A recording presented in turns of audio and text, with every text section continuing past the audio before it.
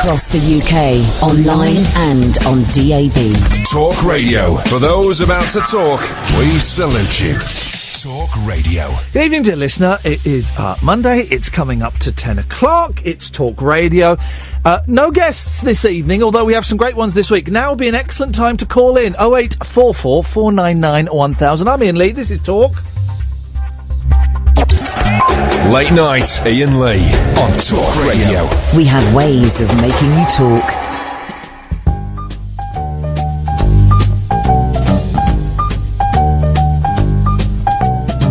I may go out tomorrow if I can borrow a coat to wear. Oh, I'd step out in style with my sincere smile and my dancing bear outrageous, alarming, courageous, and charming. Oh, who would think a boy and bear could be well accepted everywhere? Was just amazing how fair people can be.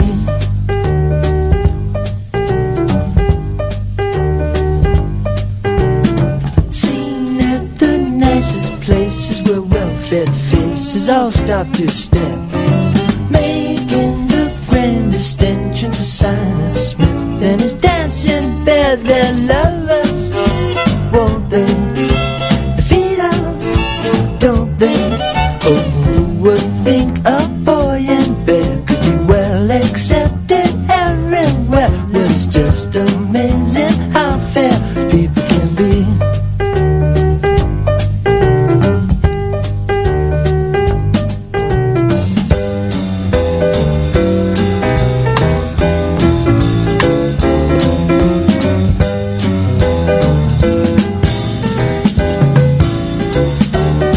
Well, who needs money when you're funny?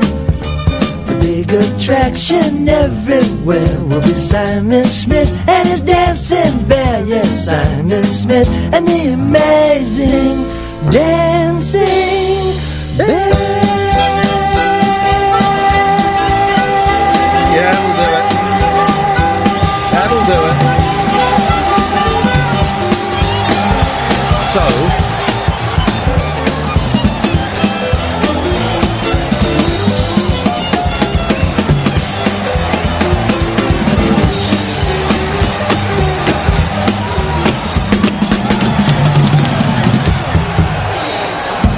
those are drums. Evening, this is Iain Lee, this is Talk Radio. 0844, oh shut up, 0844 499 1000 is the telephone number. We call you back. It's Monday and I kind of, oh, I've got to adjust my chair. There we go, I can swivel on it now. It's Monday. It's been like a long day. Was it going to rain? Wasn't it going to rain? No, it didn't. There should be a thunderstorm. There's a thunderstorm in the air. It's close. Isn't it close? My family went on holiday today and I took them to the airport. It was 4:45 this morning. I came back and at 5:30 I went for a run with the dog. I'm bringing the dog in this week, Periscopers. Maybe Wednesday when she's had a haircut. We went for a run. 0844 499 1000, by the way. You call in and we'll call you back. And went for a run at 5:30 in the morning. That really is... that's dedication to the cause. I've got 2 weeks until I'm doing a TV show on Channel 5 and I want to lose just a few more pounds. I'd like to be under 15 stone when I'm on the TV. Please, please. So I'm eating better and I'm going to either run or cycle every day for the next couple of weeks. How's about them apples? Huh? And then, so I got back home after the run at about 6:15 this morning. And I went to bed, but I couldn't sleep. I was pumped. I was pumped full of adrenaline and steroids. I wasn't. I couldn't sleep. So I then got up and I found myself at 6:45 this morning, 6:45 a.m., going through Netflix. I thought, I'll watch something. And I was going to watch that thing that all of you have told me to watch, Stranger Things. It was all set to watch Stranger Things, the Spielberg 80s kind of sci-fi fantasy type thing. And then I thought, actually, I can't be bothered. So I was flicking through, looking for stuff, and then I would see something I quite like the look of and go onto IMDb, and most of them were rating very, very poorly.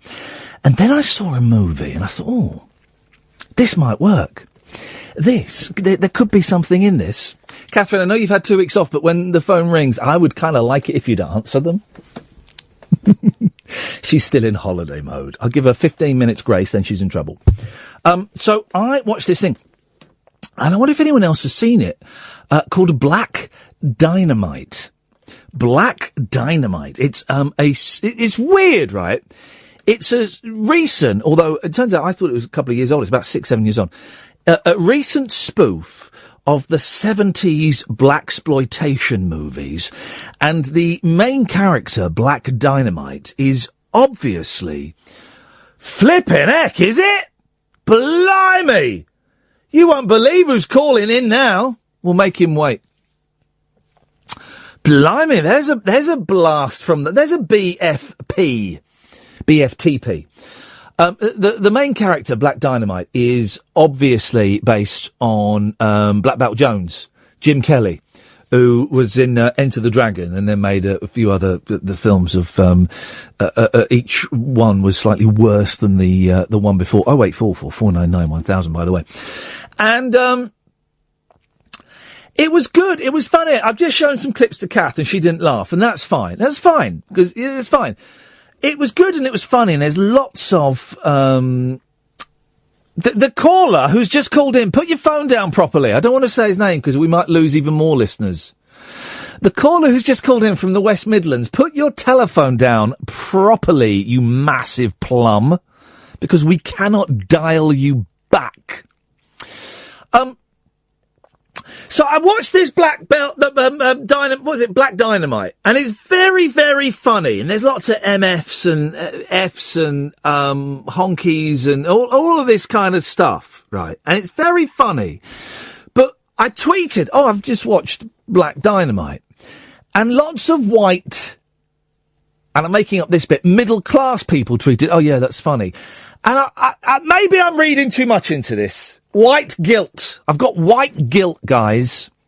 White guilt. No, it was funny. I've not got white guilt. It was a funny film. I felt a little bit uncomfortable watching it, but it was, and I don't know why. I don't know if we're meant to laugh at that stuff anymore, but, it was funny. It was very funny, and I enjoyed it. And there's not a problem with that, is there? If anyone's seen it, can you give us a call? 0844 499 1000. It's, and the fact that my family have gone on holiday at 5 o'clock and at 7 o'clock I'm watching a spoof kung fu film pretty much sums up how the next 2.5 weeks are going to go for me. Yes, and I was just in my pants watching it. That's pretty much what the next 20 days are gonna be like, really. Watching karate films at ridiculous times of the day. And, the house is already a mess. How has that happened? I'll tell you why, because I got the ironing board out and, I forgot to buy washing tablet. It's all going to pot. It's all going terribly. I went out and I meant to buy washing tablets so I could clean the clothes in the washer, and I forgot to get them. And here's the thing. I won't remember to buy any washing tablets until just before my wife gets home. Thank you, Ed. That's going to be pretty much the summary of my week. 0844 499 1000. Caller from the West Midlands, we can't call you back as you've not put your phone down properly, you muppet. You absolute bell. And I've had, I watched a film yesterday. By the way, we'll start the show in a bit. Let me quickly tell you about some of the guests we got coming on, right? So, Wednesday, we've got Herbie Flowers coming on, right? Who, is a bass session man he played the bass line on Walk on the Wild Side by Lou Reed, played for George Harrison and Paul McCartney, played for Harry Nilsson, and, also co-wrote Grandad for Clive Dunn. He's coming on Wednesday, right? One day this week, we've got one of the Shags coming on. Now, a lot of you won't know who the Shags are, but trust me, it's going to be worth it. And then hopefully tomorrow, and this is really up in the air, hopefully tomorrow, and I don't want to say it because it's not definite at all. All I know is this gentleman is in the country. He's one of my favourite singers. I think he was the first interview, or one of the first interviews we ever did on this show. And I know on Saturday, when I'm not in London, he just tweeted, guys, I'm in London, and if I just popped into a park on a Saturday at around 2:00, with a guitar, would you come and hear me sing? And I can't go. I've kind of half persuaded him to come in tomorrow night. And I said, if you want to sing some songs, you can. And he said, oh, well, could you bring a guitar in? And I said, yeah. We have my guitar. So hopefully, fingers crossed, one of my favourite singers, and I don't want to say it because I don't want to tempt fate, but we might have Stephen Page from the Bare Naked Ladies in here for tomorrow. We might have him in. I say from the Bare Naked Ladies, of course, a wonderful, wonderful solo artist. I was running to his album today. So hopefully, he's coming in tomorrow, right? So, but fingers crossed, and I don't want to promise anything, and it may not happen, and if it doesn't happen, I'm sorry. I'm sorry, guys, okay? And of course, don't forget Friday, we're doing the show live from Sarah's house in Edinburgh. What could possibly go wrong? We could all get murdered. That's what could possibly go wrong. There we go. That's the first 13 minutes of the show. A little bit bumpy. I always find, after a weekend, it just takes just a little while to get back in the New York groove. You know, you dig? You dig, mama? So we'll see how it goes. We'll pick up speed by the end of the show, I promise. It works better if you call in. Fancy it? 08, Daniel, we'll come to you first. 0844 499 1000. We call you back. And I know we've got loads of new listeners. I can see we've got loads of new people on Periscope as well.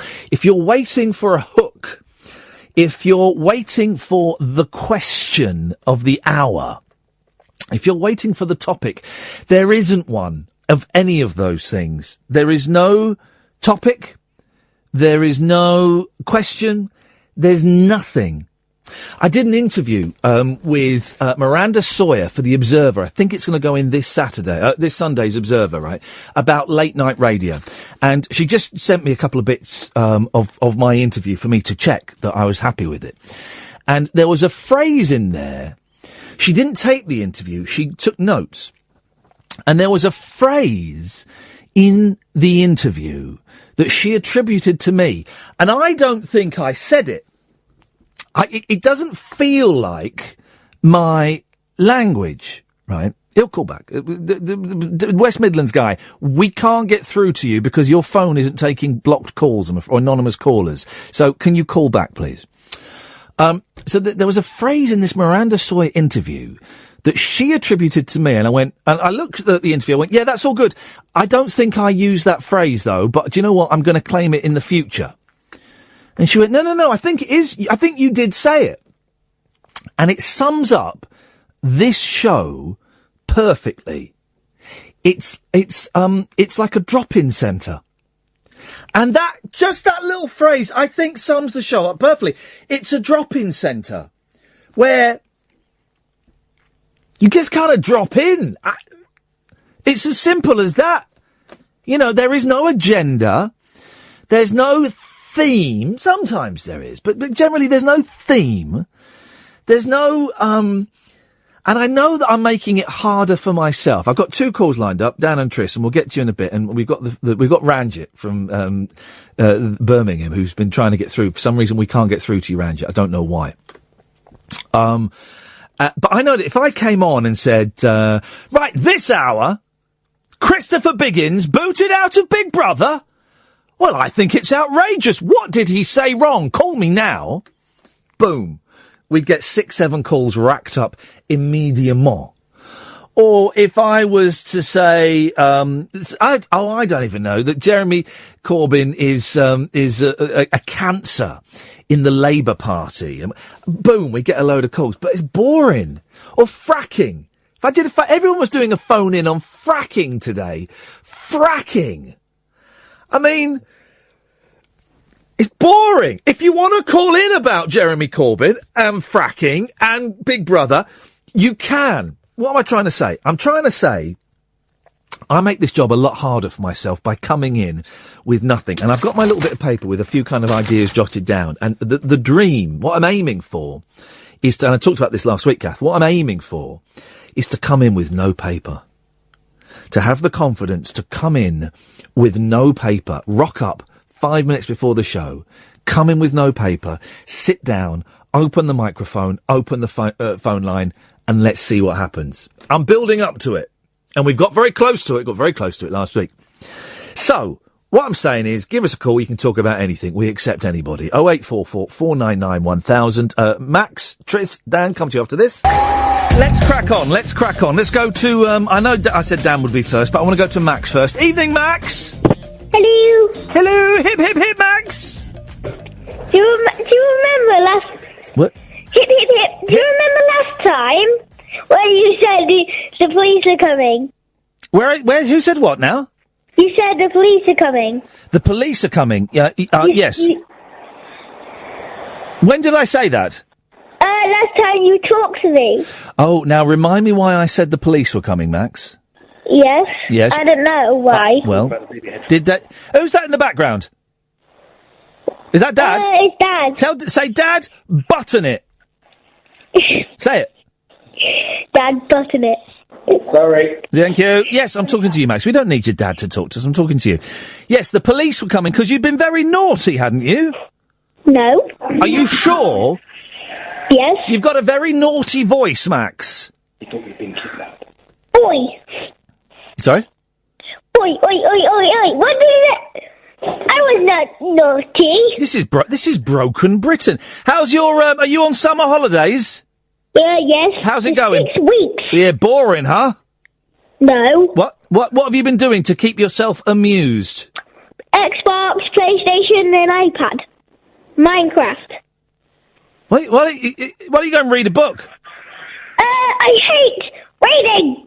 What? I hate reading. Why don't you go for a walk? No. Now? Well, we did play football. And cinema. What did you see at the bowling? Shut up, Dad! What did you... Seriously, I'm talking to Max, he's doing perfectly well on his own, he doesn't need you. What did you see at the cinema? Was it the BFG?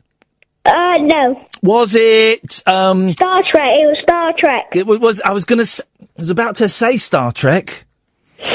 Was it any good? Yep. Yep. What did you reckon about Sulu? What? Yep. So... have you climbed any trees this summer holiday? Yes. You didn't sound so sure, Maximilian. I did. You didn't. I did. You didn't. Yes, I did. Who do you think's going to win Big Brother?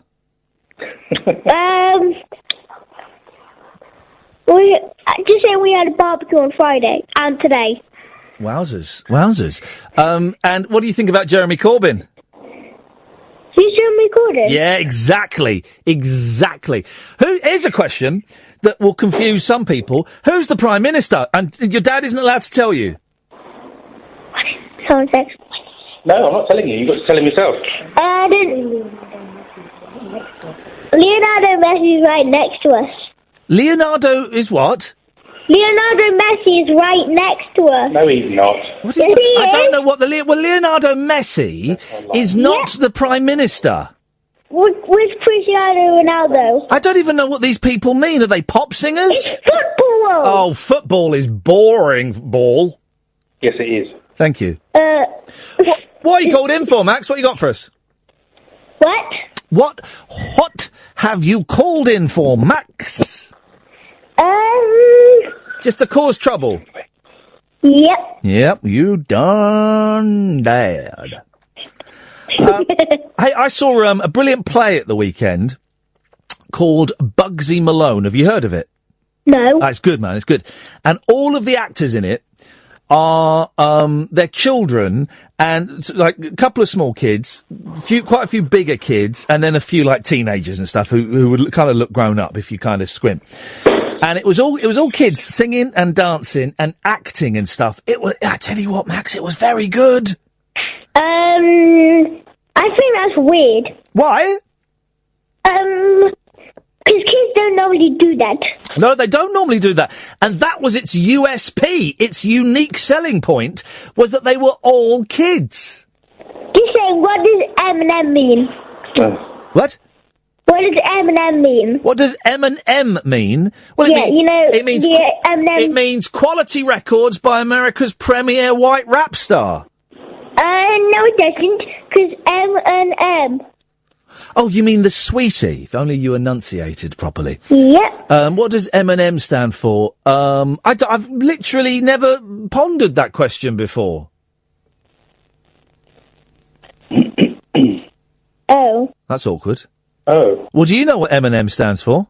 No. Oh, for crap. Well, do you know what B&Q stands for? No. Have you heard of B&Q? Yes. What is it? It's not a restaurant. It's a. Go on. It's a. Go on. Go on. It's a. Go on. Go on. Say it. Say it. Say it, Max. Say it. Please. Say it, Max. What is B&Q? Say it. Say it, Max. Say it. Say it. Please say it, Max.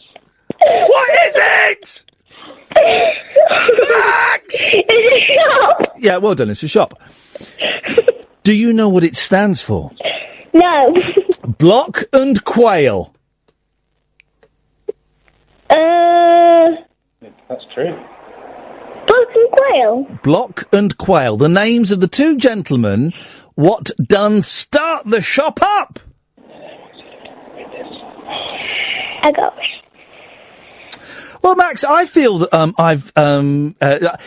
so glad you. No, what? Sorry. This says on BMQ on Dad's computer. Dad's computer. Block and Quail is a British multiplicational. What? Multinational. Yes, thank you. But DIY. I'm so glad. And home improvement. Oh, for goodness sakes. I am so glad you've called in today, Max. Shall I tell you why? No. Okay, thanks for calling. Okay, yes. Right. We can take this show to Edinburgh, me and Max. We got this sorted. My two little boys went abroad today for 2.5 weeks. I won't see them for 2.5 weeks. And already, as soon as I dropped them off at the airport, I missed them terribly. So, having someone your age calling up is very nice, because, for two reasons. One, it reminds me why I miss my boys so much, so thank you for that. And two, it reminds me why I'm also really pleased that my boys have gone away for 2.5 weeks, because they're quite annoying. So thank you for that, Max. You are my surrogate son for the next 2.5 weeks. I'm just saying I'm going to Florida for 2.5 weeks. When are you going to Florida? Yep. When? I'm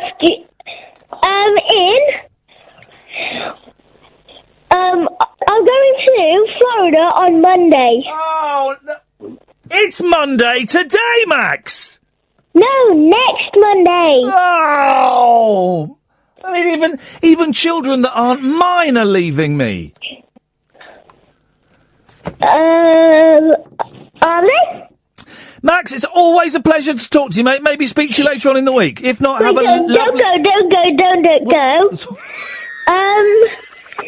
In a few days. Yes? Could you come to the flat? Will I come to your flat? Yep. Not allowed to do that anymore. DJs aren't allowed to visit their fans' flats, and I think your dad will know why. Can you? Where do you live? Yew tree, Max. What? Say yew tree. No. Where do you live, Max? Don't give us the street, give us the town. Manchester! Are you mad for it, Max? I live in Manchester. Yes. And The road is Princess...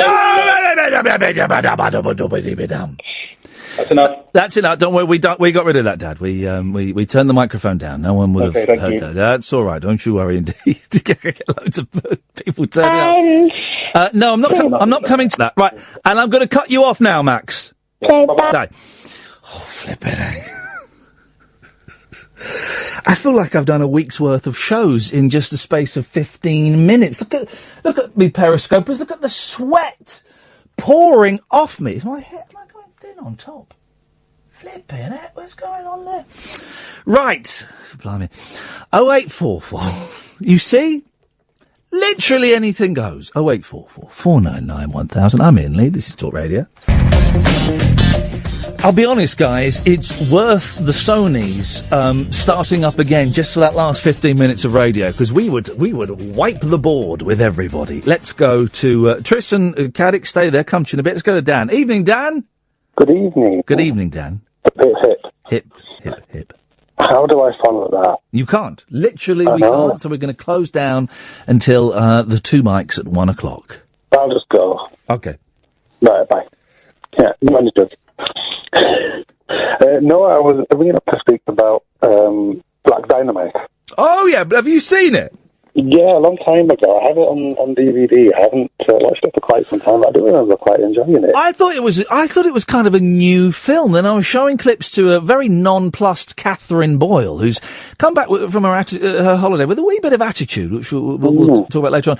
And the clips were from like 6 years ago, so it's quite an old film, and it's based on a cartoon, I believe. It might be the other way around. I think the cartoon came out later on. I think they did a spin-off from it. But no, the other bit I seem to remember was there's the one long scene in it where they're trying to explain the plot. Is that right? They've got like a blackboard. Oh yeah, that's the bit I showed to Kath, and it's one of those things, right? It's a 4.5 minute scene, and it's brilliant. It's where they're working out the riddle to find out exactly what the crime is, and the crime is the Chinese have invented put inside liquor a drink that makes black men's penises shrink. That's right. And they spend 4.5 minutes going, but if, you just said, melts in your mouth. Well, what else melts in your mouth? M&M's. Yeah. And who makes M&M's? Mars. Well, what happens if you spell Mars backwards and drop the S? And it goes on for ages and ages.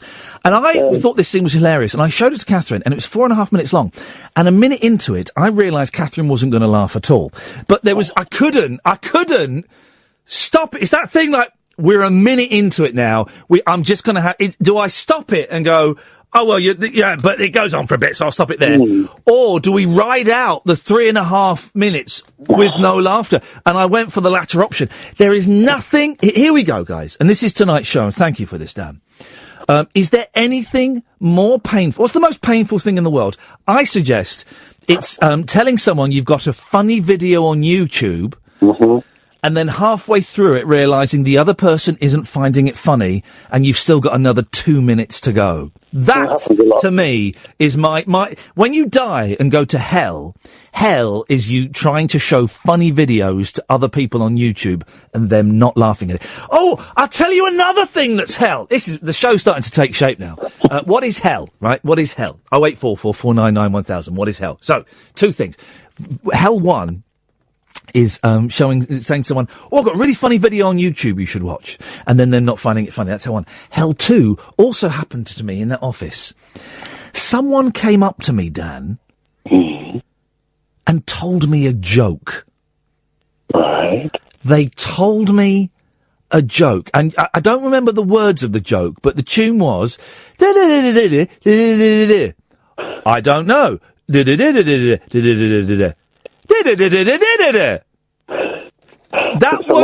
That was, I don't know the words, you can make up your own words. That was the tune of the joke. And as soon as he started, I thought, oh man, this is hell too. This is going to be awkward, because I never laugh at a joke, right? I never laugh at a joke. So I'm thinking, I've got about 30 seconds until this gets really awkward for everybody involved, right? And I did the, I don't know. And it's coming. He went, fake laugh. And no, I couldn't do the fake laugh. No.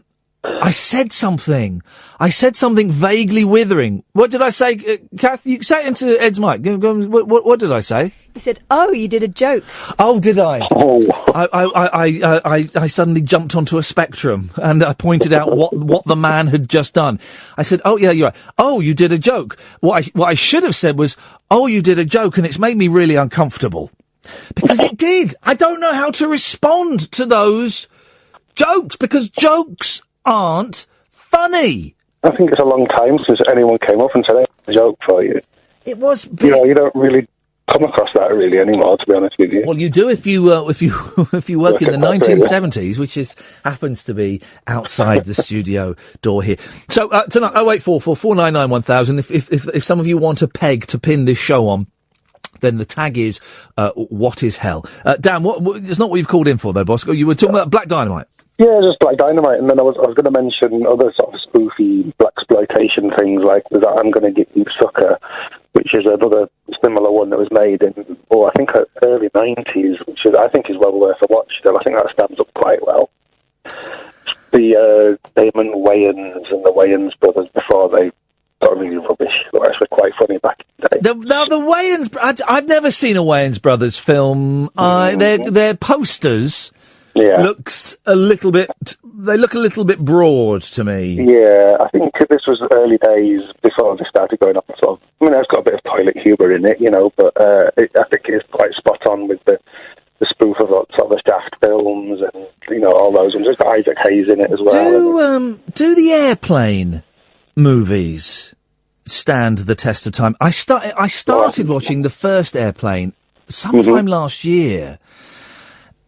And 10 minutes into it, I thought, I don't think I'm gonna do this now. I still think they're quite good. I saw a clip the other day from Airplane 2 that I hadn't seen for a while. It was a bit with William Shatner in it, where the guy goes to the screen. Yeah, it's my favourite gag in the whole film. Yeah, that is my favourite gag in the whole film. And he's talking on the screen, and then it's a door that opens. Yeah. That's a good gag. But I do wonder. I do wonder if I could sit through it now. Top Secret. Someone's saying on Periscope. That was good, but it was there were big gaps in Top Secret. There were big gag gaps. It's quite slow. Yeah, film. It's quite slow, but there was Kentucky Fried Movie as well. Oh, Kentucky Fried Movie was one of the first, wasn't it? And that had within it a 25-minute movie. They Call Me Bruce. That's the one. Who then made? That was it. It was called A Fistful of Yen or something, wasn't it? That's the one. And then he actually made a movie called They Call Me Bruce, and then they made another movie called They Still Call Me Bruce. Haven't seen them. I do remember them. I think in the video shops a bit 80s. I do remember seeing them, but I never actually saw. Picked them up.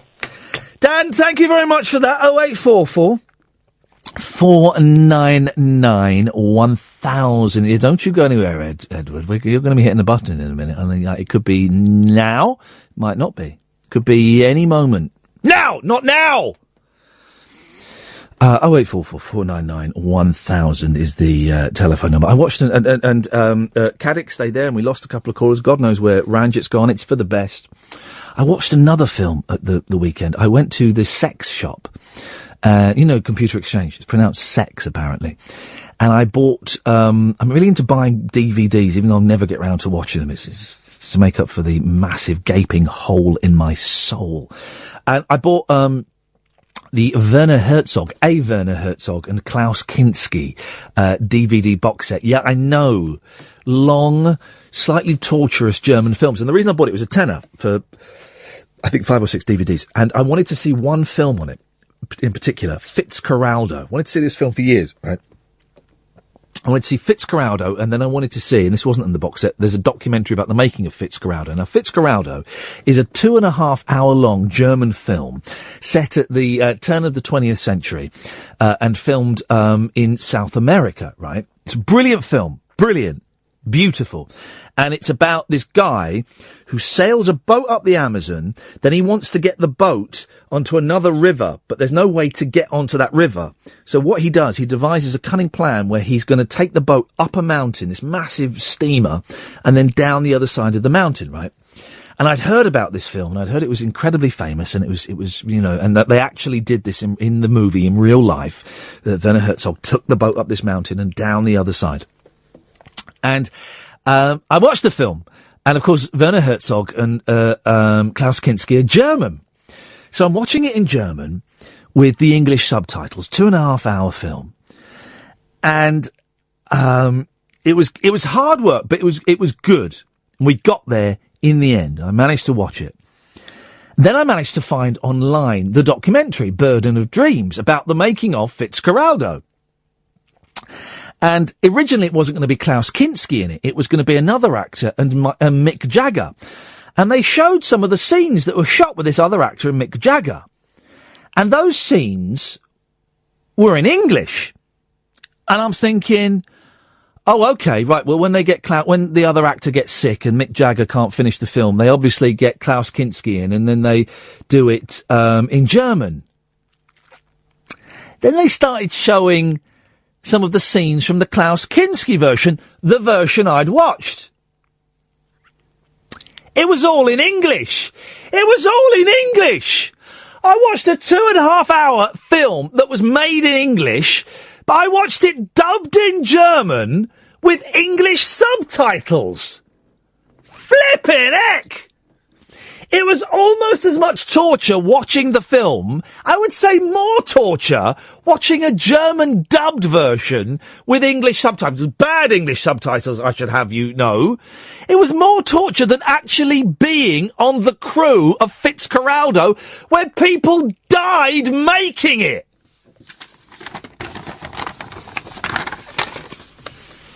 Ranjit, you there? Hello there, Ian. How are you? We'll come to you after this. 0844 499 1000. It has been brought to my attention, I don't know how mathematically accurate this is, that tonight is the 100th show.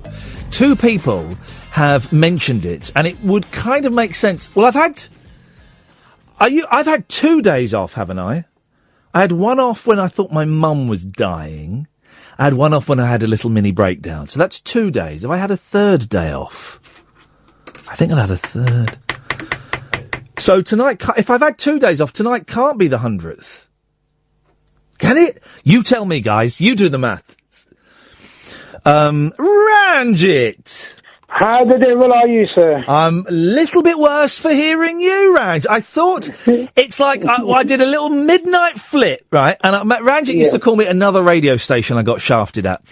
And I thought, if I leave out the back door, by the time Ranjit knows I've gone, he won't know where to find me. There'll be no trail, no clues, no evidence. And it's taken you a while, Ranj, but you found me.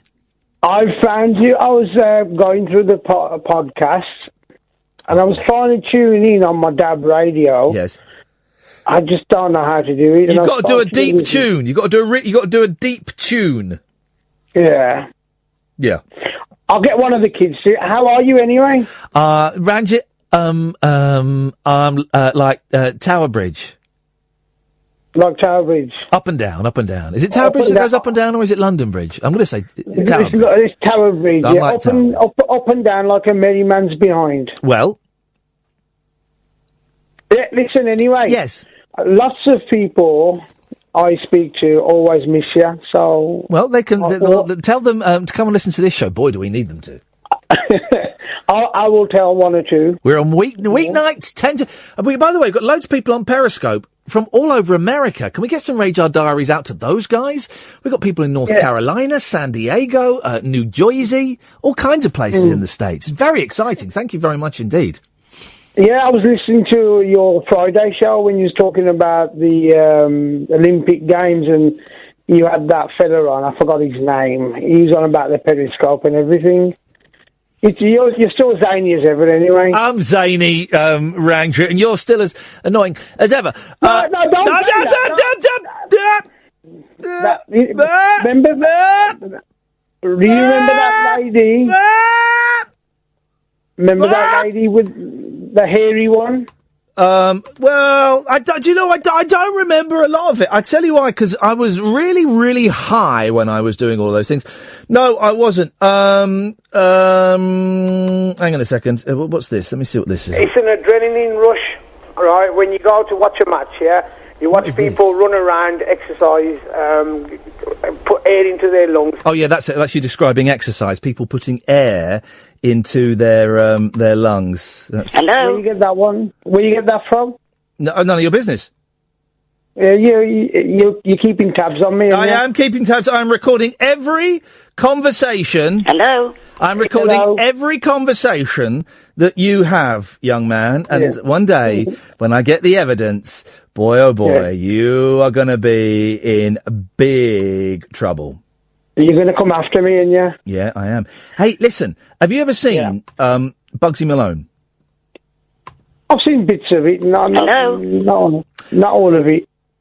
Hello? Shush. I've never seen... Hello? Yeah. It was hello. I have never seen the movie Bugsy Malone. It's true. It's hello? Hello? Hello? Hello? Hello? That was, what's the name, wasn't it? I've never seen the movie Bugsy Malone, right? And I took the boys to see the play. We went and saw the musical. It's at the Lyric in London. I know London-centric, but honestly, breathtaking, spellbinding, delightful, wonderful, really, really good, right? I've got some questions. I would ask him. I haven't seen it all. Oh, well, I won't ask you then. No. I'll wait till Kath comes in. I'll ask Kath some questions in a bit. I've got some questions. I want to pick Kath's brains about Bugsy Malone. Yeah. Well, Ranjit, this call has Has he frightened you? Sorry? Has he frightened you? Have you frightened me? Yeah. Only... No, you've disappointed me that you're still breathing, but I'm not afraid. Listen, I'm going to start listening to you, and I'm going to find out how I can reach you. What? What do you mean reach And I'll be phoning. Why do you want to give me a reach around? What's that for? No, I'm not going to reach you around. Okay, well, it's only polite to do such a thing. Ranjit, it's good to talk to you. You're a good sport as ever. Thank you very much. Let's go to... Hello? Caddick? Hip, hip, hip. Hip, hip, hip. It's Alan Caddick calling in. George, you're a fanny.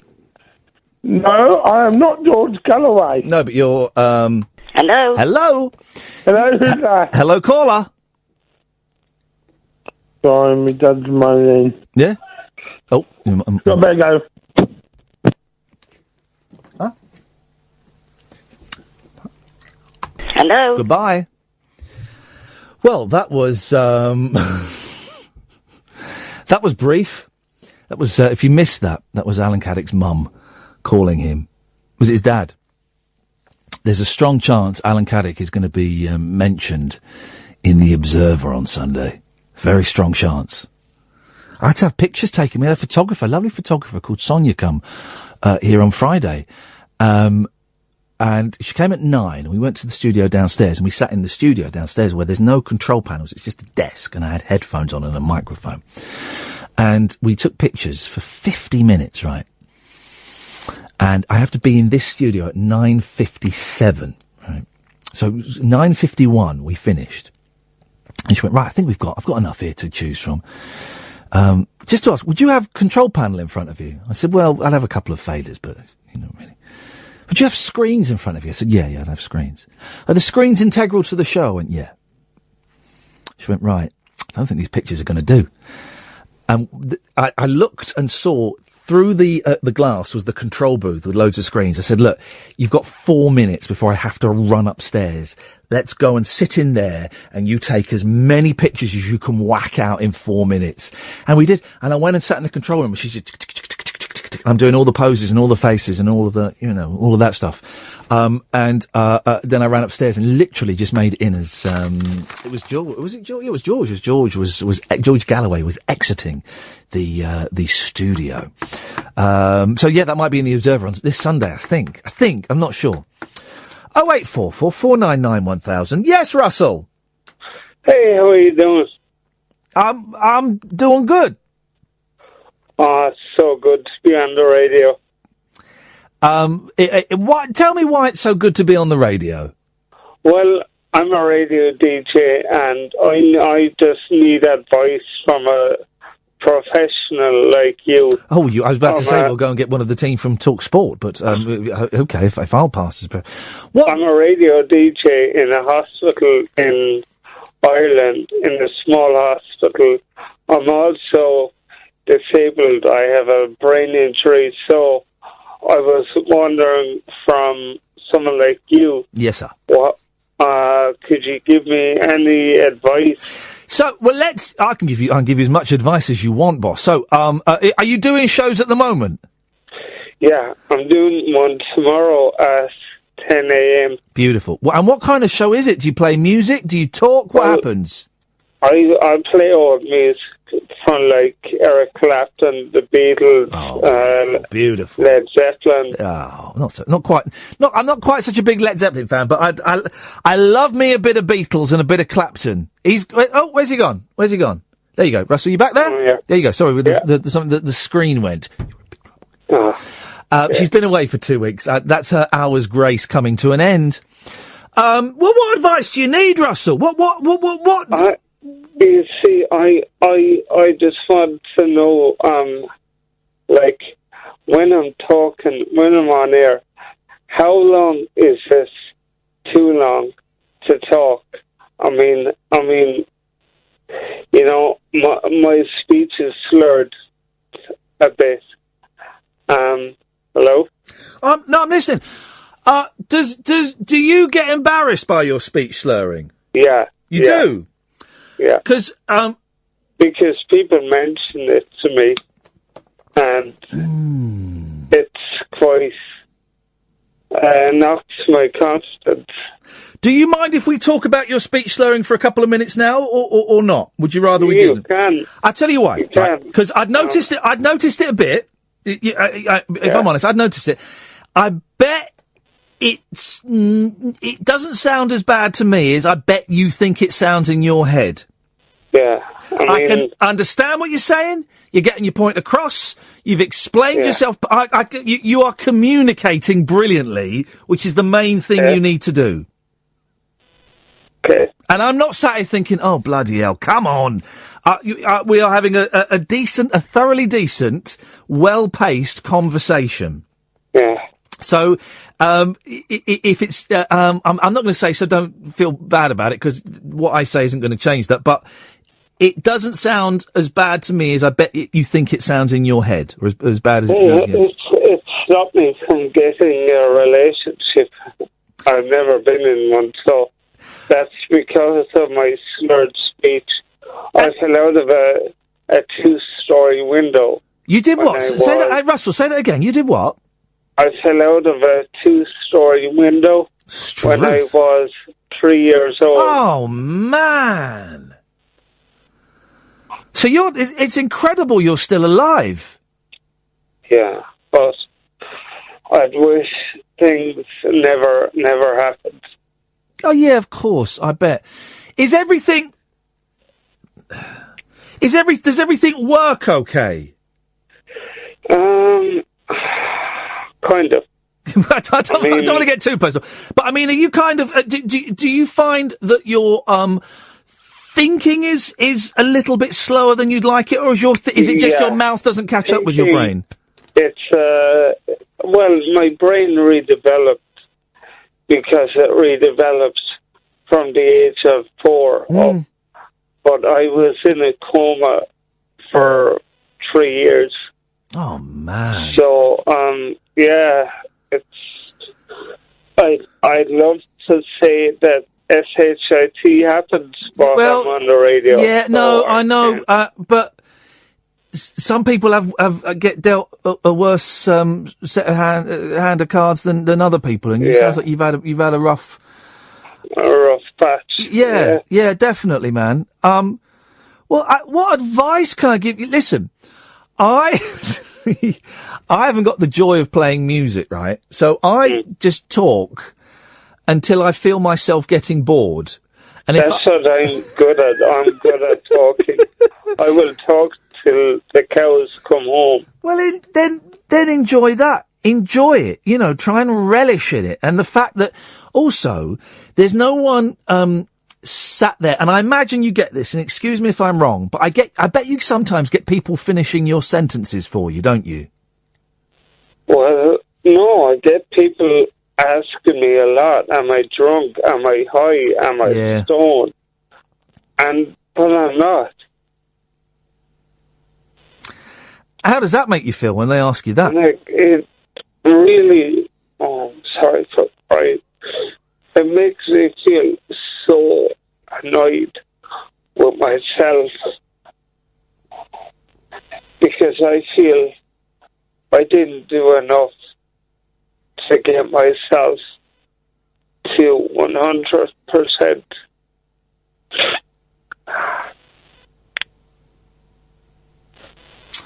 Russell, I've got to go to some adverts, right, and the news, and I feel that I haven't given you some advice, and I'm going to give you some proper, top-notch, award-winning, stellar radio advice. Can you wait on the phone for another 5 minutes? Yeah. Stay there, man. We're gonna shape this guy. We're gonna give him some top notch. I've met Chris Evans. I've met him. I shook his hand once when he gave me an award, alright? And I'm gonna pass on that magic to, Russell there. Russell, stay there. Don't go anywhere. 0844 499 1000. I'm Iain Lee. This is Talk Radio. Talk Radio. Russell, stay there, man. There's a lot of love coming in on the internet for you, and we're gonna give you some good advice. He said panicking, as I've got no idea what advice to give, but we'll give some. If you want to take part in the show, you're more than welcome. 0844 499 1000. You speak to Kath, she'll call you back. It's 11 o'clock. It's Talk Radio. This is the news. Late night, Iain Lee on Talk Radio. We have ways of making you talk. It's 0844 499 1000 is the telephone number. Before the break, we're speaking to Russell. You still there, Russell? I'm here. Good to you, man. Right, for that, you're in bed? Yeah. Flipping heck, living the dream, Russell. Can I ask you a personal question? Yeah. Okay. Yeah. When you're in bed, normally, do you wear pyjamas, pants, or nothing? Oh, God. I tell you why I want to know, right? Because I am, if you're watching on Periscope, I am sweating a rollickoff right now. It is boiling, and it's so humid tonight, and I can't sleep naked. I'm sorry, ladies, and some guys, I can't do it. But it's gonna be a long, hot night, Russell. I'm not pajamas. Well, good for pajamas in this weather. Are you joking? Pajamas. How long you been doing the radio show for, Russell? I've been doing this for 3 years. And do you do it once a week? One day a week, but now they put me up to 3 days a week. Well, because I told them I've been there for so long, that I should have more hours, and someone else, the owner, my boss, he said it's not his problem, but I got someone else to defend me, and they gave me the shows. Well, 3 days a week. That's pretty good going. So that's good. So you're doing something right, okay? Even if you have to fight for it, you got to fight sometimes to get what you want. Yeah. But that's pretty good going. How long is the show? 2 hours a day. Perfect. The perfect length. The morning call. What time is the show tomorrow morning? 10 a.m. until... Mate, you're up against 12. Julia Hartley-Brewer, so you'll beat that easily. The thing is, Russell, I don't think I can give you any advice, and I'll tell you why. If you've got any questions, you can ask them, but let me tell you why, right?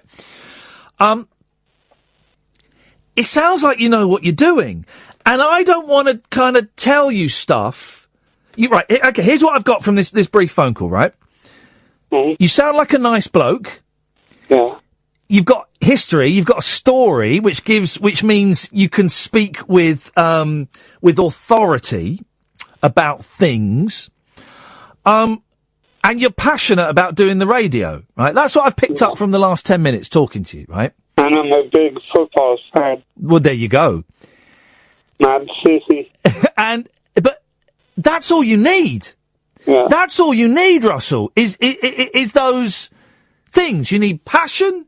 You need to be able to speak, and you can speak brilliantly. And I don't mean, you can speak about things. And you're in I would imagine, a unique position. Not unique, but in a rare position in that you've been in hospital. I'm in a position where I'm not too good for disabled people, but I'm at the very top of where disabled people are. Yeah. But whereas the normal people are, I'm under them, so I'm stuck in the middle of the two. Yeah. If you know what I mean. I'm going to say something that might sound patronising, right? And I don't mean it to, and if it does sound patronising, I apologise, right? And I don't mean it to, because it comes from my heart, right? Mm. You, Russell, are an inspiration to people. By going on the radio, and by doing a radio show, and not even talking about what's happened to you, right? But by doing a radio show and going, this is the Beatles, and this is Get Back, and this is from 1970. By doing all of that, right? You are displaying to people listening to this show and people listening to your show that there is no real difference between any of us, right? Whatever physical, deficiencies we may have, you can still achieve stuff. And I often say, Russell, I get some people that email me and message me saying, I'd love to come on your show and phone up, but I've got a stammer. Or I slur my speech. My mum slurs her speech because she's got really bad MS.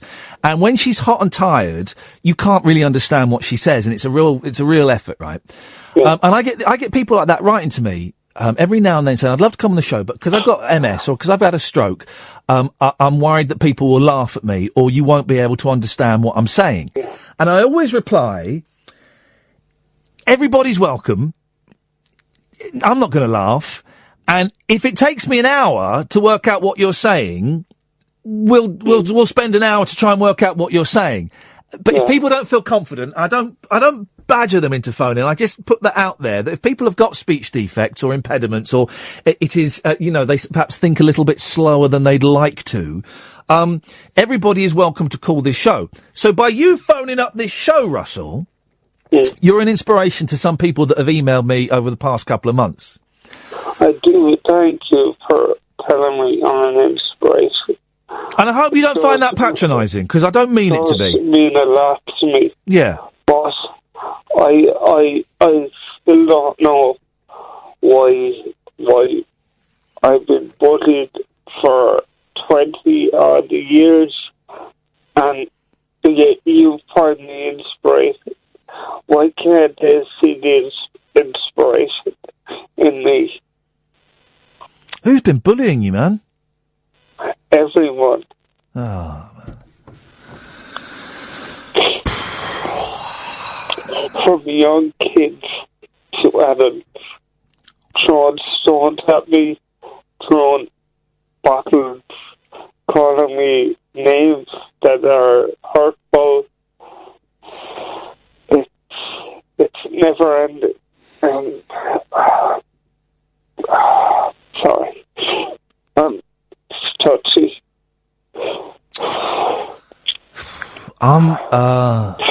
As a human being, Russell, I'm really sorry that you have to endure that. I'm really sorry. There are some mean people out there. I like to think that kids don't know better, but my kids would certainly never throw stones or they might laugh at his involuntary reaction, but I would immediately take them to one side and explain. And they don't laugh, actually, because they go and visit my mum in a care home, so they see people of all kinds of abilities and all kinds of different conditions. I'm really sorry you have to go through that, man. Have you got people around you, like family and friends and stuff? I don't have friends. I don't have people who call to my house.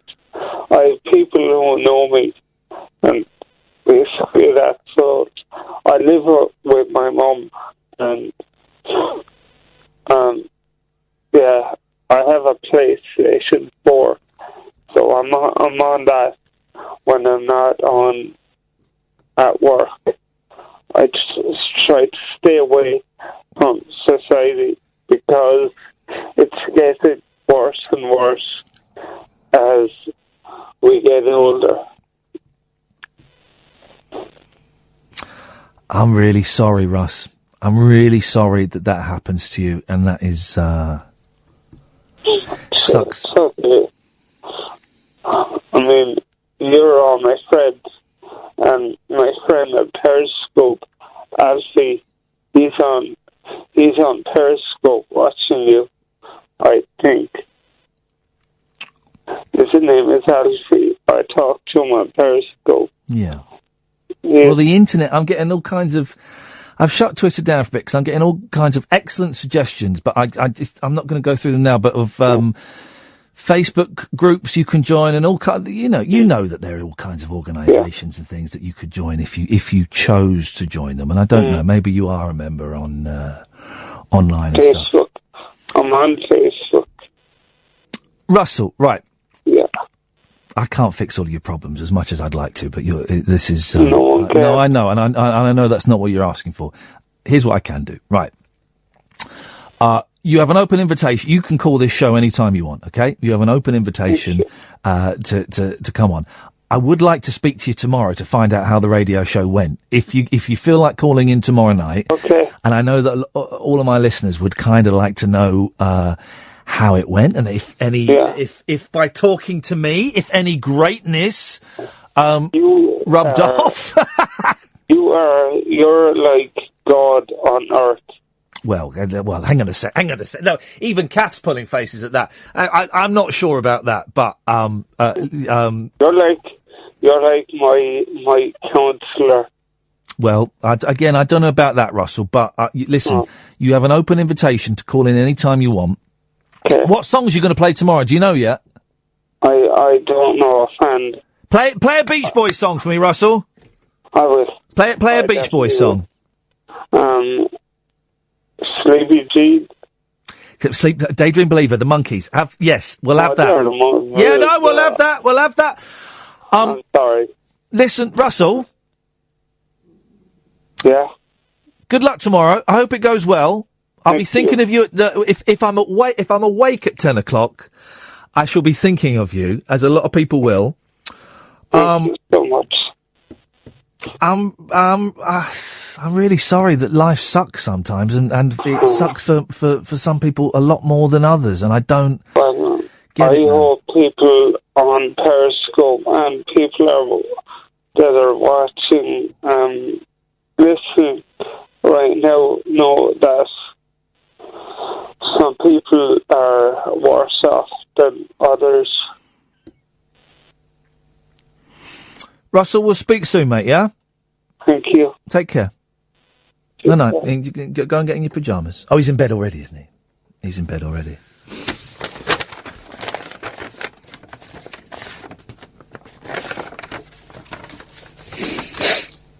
Well.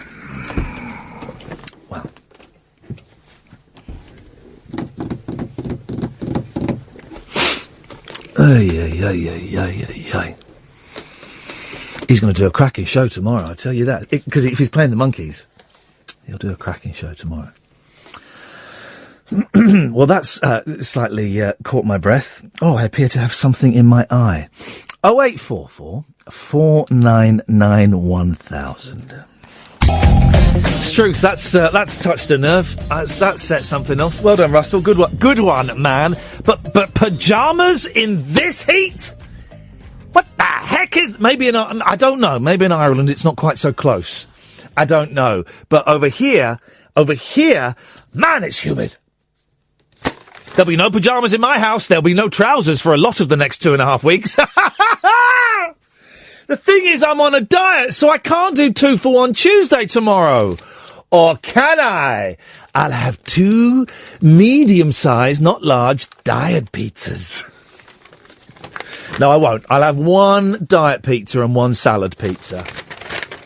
That's what we'll do. Oh, man, my eyes! Stop it! Wilson! Hello, Ian. Happy birthday!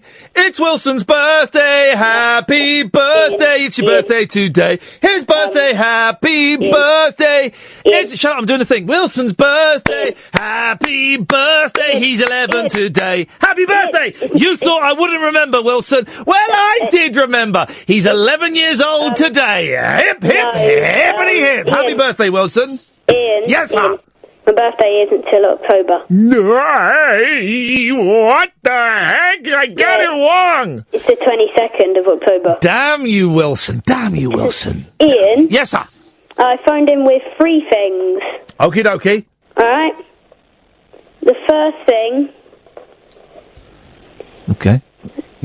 I could have driven a bus through that gap. I'm building up some... Okay. Yeah. What do you think on old people? Because I listen to your old shows. And it's like, oh man, I wish I could phone up, because on your old shows, not like old shows on this on Talk Radio, on another radio station. Yes. Not on the...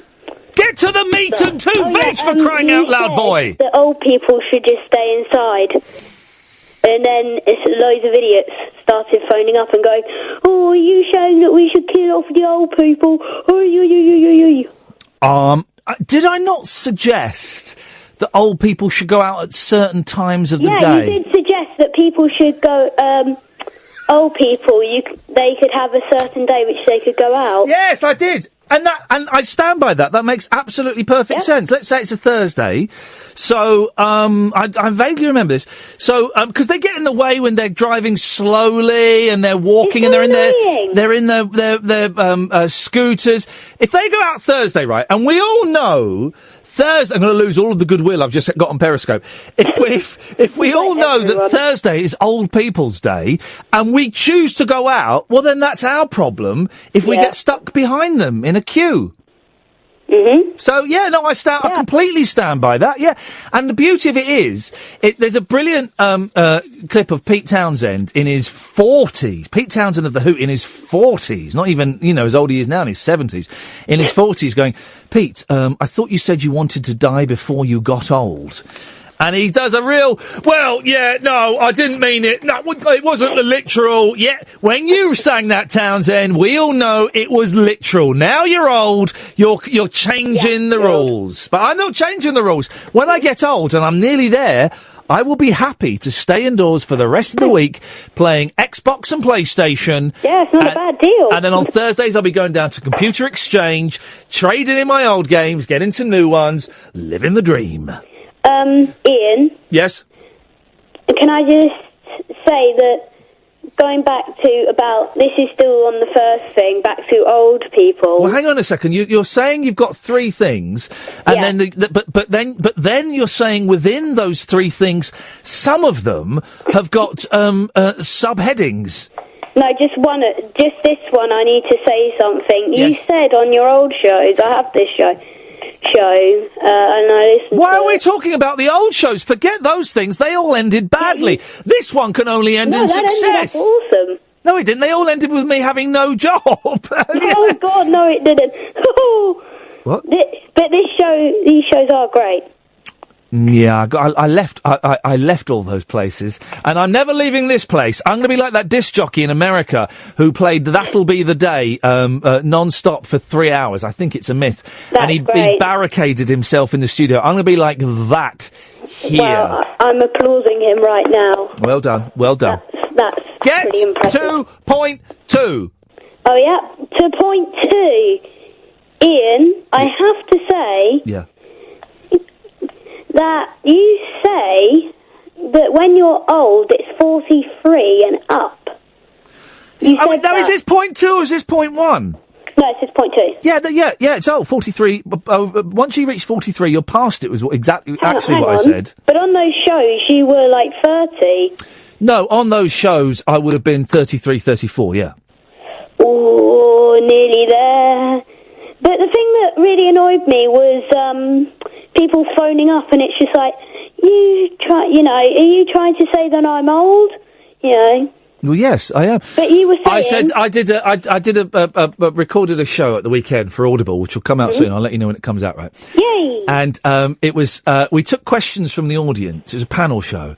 And a lady said, there was a lady, I was very rude, very naughty and very rude, okay? And you've really got to judge the mood carefully with these lines as to whether you can get away with it or not. Yeah. And I can't remember, she mentioned a TV programme, and I said, do you remember that? Because you only look, I'm going to say, you're about 42. And she kind of went, thanks very much. And I said, for those of you listening at home on the podcast, she looks a lot older than that. I was being polite. And it was there was a moment when it could have gone either way. But listen, if you're old, you're old. I'm 43. I'm past it. I watch Bugsy Malone. Here's the thing, right? Now, I'm buttoning it, right? I watched Bugsy Malone at the weekend with the boys, the play, the musical. It's brilliant. And it's full of young people. I guess the youngest is about 8, and there's teenagers, bigger teenagers. And they're all brilliant. Everyone in there, without fail, was absolutely brilliant. The talent, the singing, the dancing, the acting, brilliant. And I sat there watching them, and I was filled with joy at the beauty of this performance.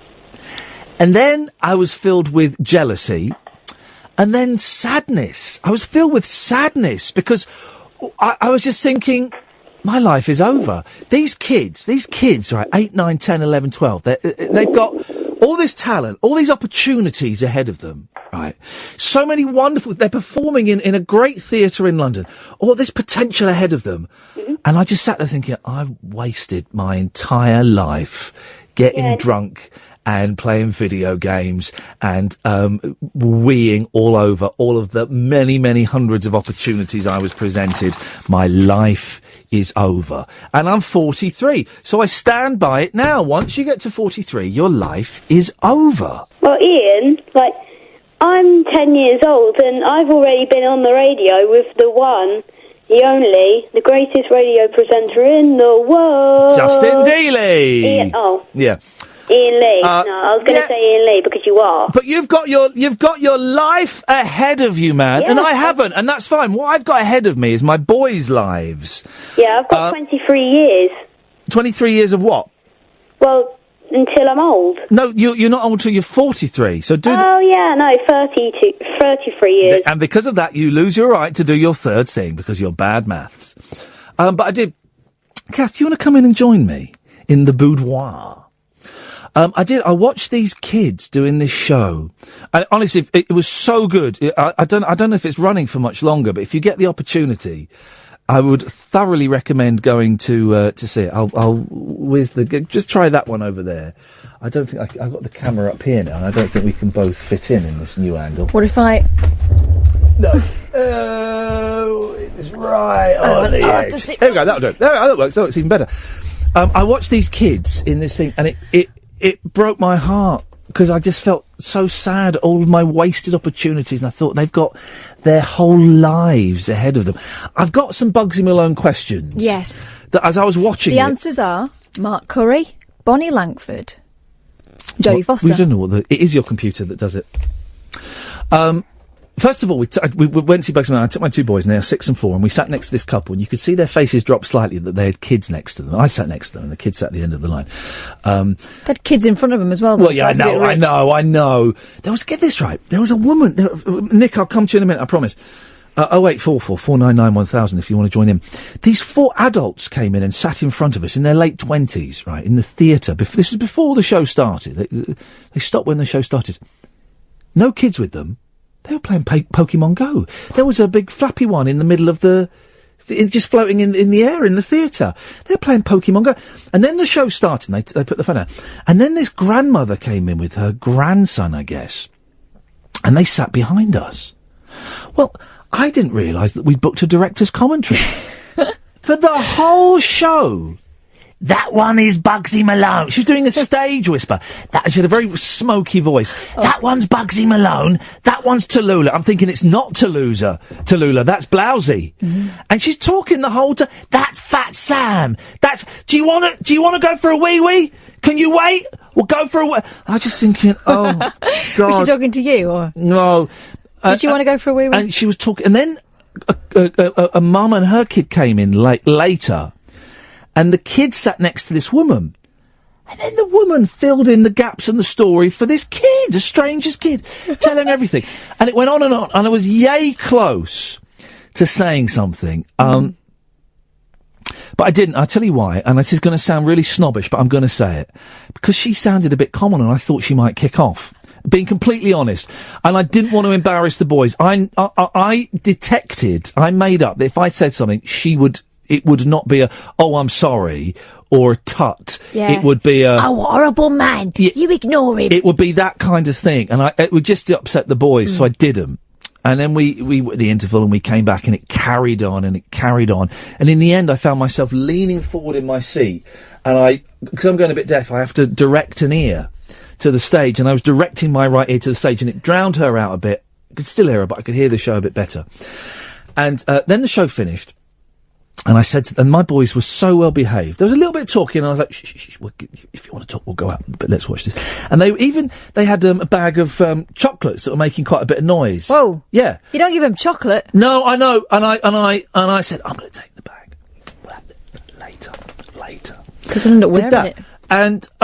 And the show, and I was so proud of my boys, and the show finished, and I said to the couple next to me, I said, well, wasn't that absolutely brilliant? And they went, yeah, it was great. And I said, and we got a free director's commentary as well from behind us. And he laughed, because I could see that he'd been getting irritated throughout the whole show as well.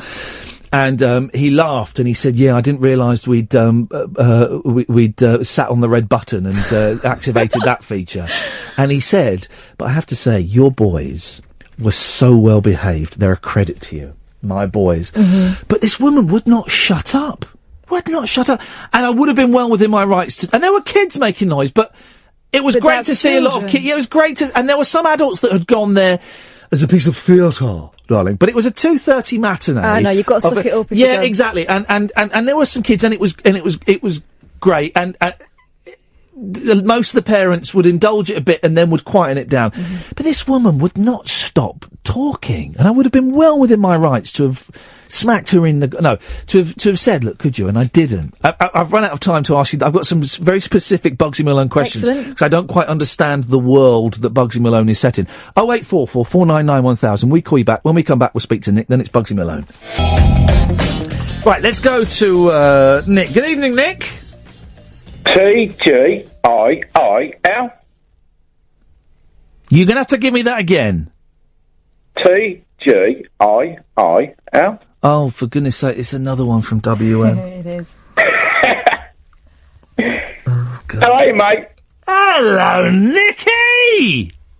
Ranjit gave me your phone number. Oh, jeez. He tracked you down.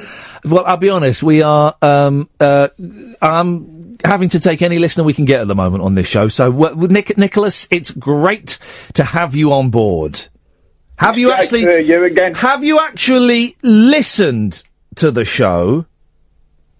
You're the only man I'd stay on the phone for half an hour for, put it that way. Well, you And Wilson's dead right. You are the best. Yes. Do you want me to leave you two alone? No, because you know what? Dim the lights? Because, Nick? I can't believe what I'm listening to. Yeah, I know. Bumfire night. Yeah, he calls it Bumfire? Bumfire night. Yeah, I know. Isn't it? And I've got, hang on a minute, is this you? Ooh. That's you, isn't it? Look. Bumfire night. Yeah. There we go. Bumfire night, blimey. Yeah, we've got another one, hang on, what's this? We were chatting, if you remember, and yes. I said about, I was in Raiders of the Lost Ark. Do you remember? Tell Catherine the story, because I won't have passed that one on to her. No, you've neglected that. Yes, I do apologise. You were in Raiders, were you? Or was your Lost Ark raided? By accident. My godfather was Pat Roach, and he you know Pat Roach, don't you? Day. Do you know Pat? No, don't Google him, Catherine. I do, but I need Pat to Roach was a wrestler, British wrestler. He was also in Our Wiedersehen, Pet. Yeah. Yeah. Yeah, I do know who he is. He's a Brummy, he's not from Bristol. He played someone from Bristol in that programme. It's called acting, isn't it? Yeah, versatile. Yeah. Anyway, he ended up, he called me Little Nick. Well, he's a giant anyway. And his dad was actually bigger than him. And he said, I'm off using filming. I was about 14, I think. And I'll shorten the story. Well, too late for that. Said, I'm going off filming. Go along, Do you it's want to fine. come? Yeah, I'll come along. It would be quicker to watch all 4 Indiana Jones movies. He gave me this card to fill in for size, you know. And that. So were you a anyway, German, or did your face peel off? Yeah, next thing I jumped on the plane and I'm dressed as a German soldier. I was an extra coming over the sand, and when he's having the fight with Indiana Jones and the propeller chops his head off, but I was just an extra coming over the hill somewhere. I still haven't watched the film. So modest. I'd be on it every weekend. You are on it every weekend. Given half the chance. I don't think I've ever seen an Indiana Jones movie all the way through. No, mate. I remember watching a bit of the first one Christmas, the Christmas they premiered it, and thinking, this is boring. I don't like stuff set in the 1930s. Right, I do. And I liked Indiana Jones. I did find that first one irritating for reasons of the kind of... She was Margot Kidder looking kind of the heroine, wasn't she? I like the bit... Right, but she was an ankle biter and a screamer. Finished. No, she was a screamer. She was like, I liked is it the second one where the kid from the Goonies is in it and they go on a rickety train in a mine and they get covered in bugs? I've seen that bit because I watched the making of Indiana Jones and the Raiders of the Lost Ark, which I think was the second one. No, which was Temple of Doom. Temple of Doom was the first one. Raiders of the Lost Ark was the first one. Indiana Jones and the Temple of Doom was the second one. Frightening, that. Yeah. Because they were a death cult, weren't they? What's the one? Is it the first one where he has to lift the ball up and put the thing in, and he doesn't get the weight right? But that's right at the start of the movie. Yeah. But that's the best bit of the movie. Well, do you know you've not seen the whole thing? Well, I know that he goes to a bar and there's a man with a beard and he's got a whip, but then he goes to get his whip and he forgets the whip, and I know all of that stuff, and it's just a little bit. Yeah, you're right. Don't bother. I mean, why bother watching any films? Well, if you don't take that attitude with me, young lady. What attitude? Not so, young lady. Guess. Don't. Nicholas, guess how old Catherine's going to be this week. 23. 46. No, I'm not going to be 46. 46. No, that's a lie. She's never been 46 before. Gonna be down on or no. No? What are you on about? No. I'm going to be 39. 39. I've got you down as 24. Excellent. You can keep me down there. Hey! Ian, I've still got your present I made for you. Nick, you weren't the one that dropped off flea powder, were you? No, it's not my scene. What was the present? You made a present. Remind me what it was, 'cause I can't remember it, but you were going to make it. I told you, when you asked me what I'd done, I said that it's very, very expensive, and I'm in the West End a lot delivering. Yeah. Very expensive, furniture, tables, especially, like. And I said to you about the prices, you know, I mean, they start at about 7,000 and go up. And I said, it's all exotic woods, and I said I'd make you a lovely bird box for the garden. Yeah. And every time you look at it, you think about the listeners and the enjoyment you've gave to them. Oh, blimey. And I made you this lovely bird box in all exotic woods. And then I got the sack. Japanese pagoda shape. Yeah, then I got the sack. It disappeared on me, yeah. Yeah, well, to be honest, I was planning on sticking around at that radio station a little bit longer. But it's okay, Nick. It's still no harm done. If you still got it, I've got Ian's address. I'll be happy to hand it over. No. Now? No. Don't worry. Yeah, talk to me after, Catherine. No, don't. I don't. This is. That's what happens when two worlds collide. That reminds me. Now I've sung a Chaz and Dave song. I've got to do can I do a little plug for my friend? Am I allowed to do that here? Yeah. As long as your friend's not doing anything illegal. Again. Well, no.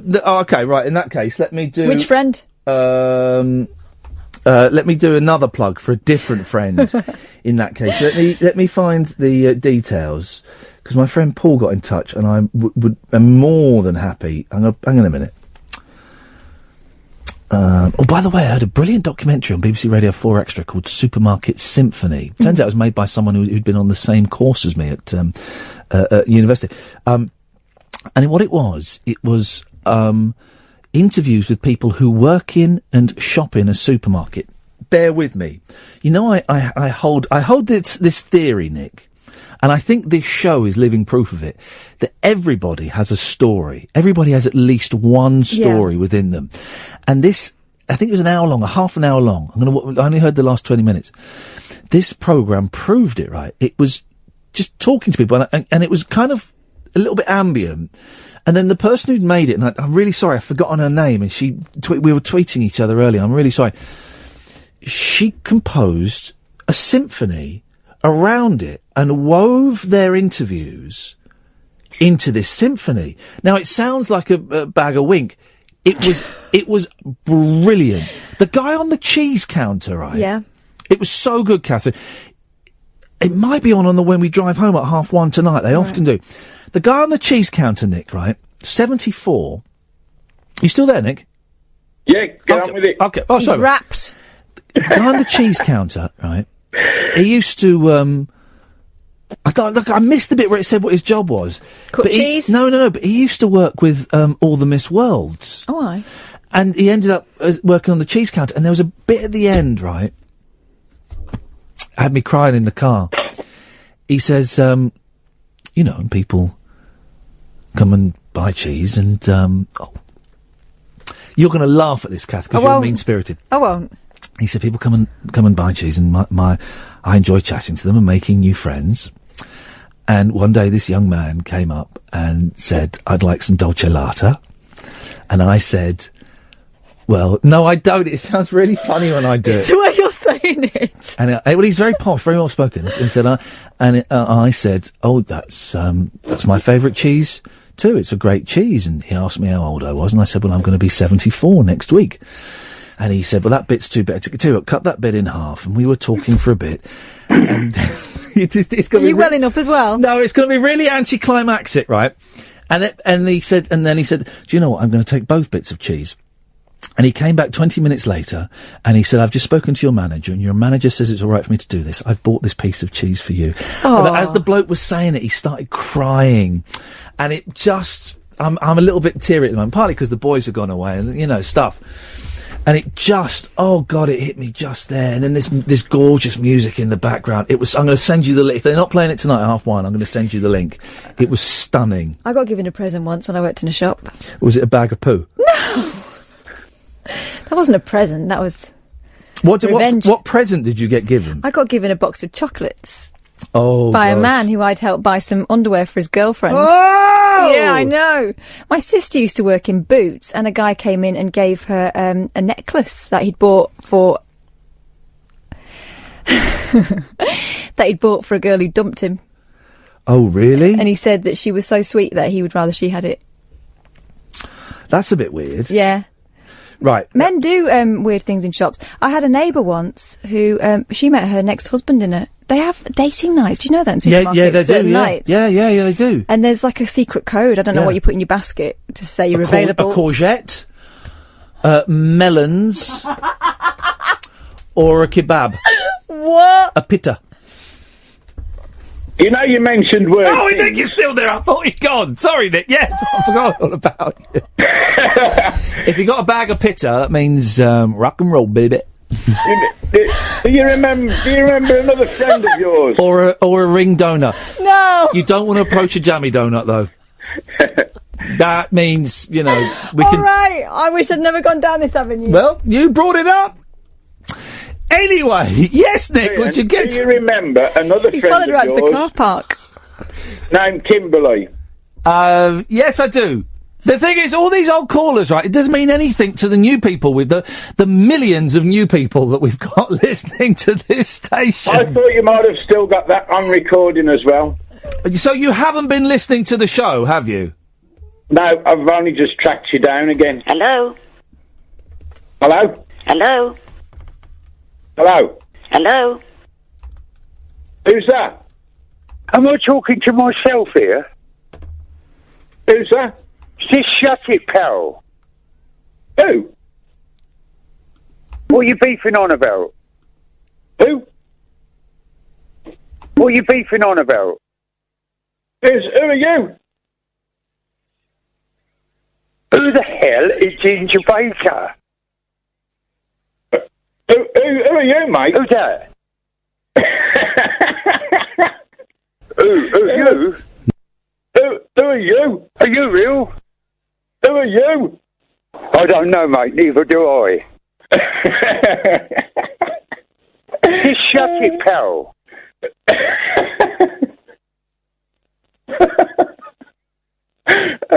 A guzzler.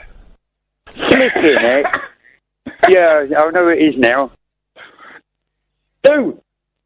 You? Who are you? What's that? Please don't go.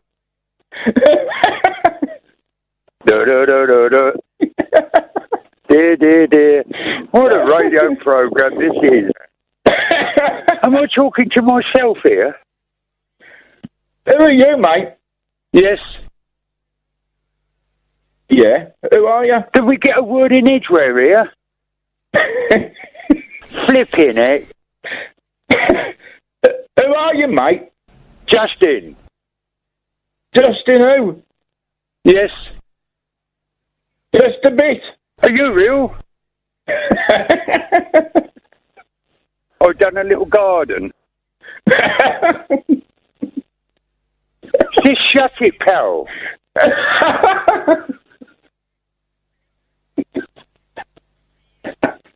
Am I talking to myself here? Yes.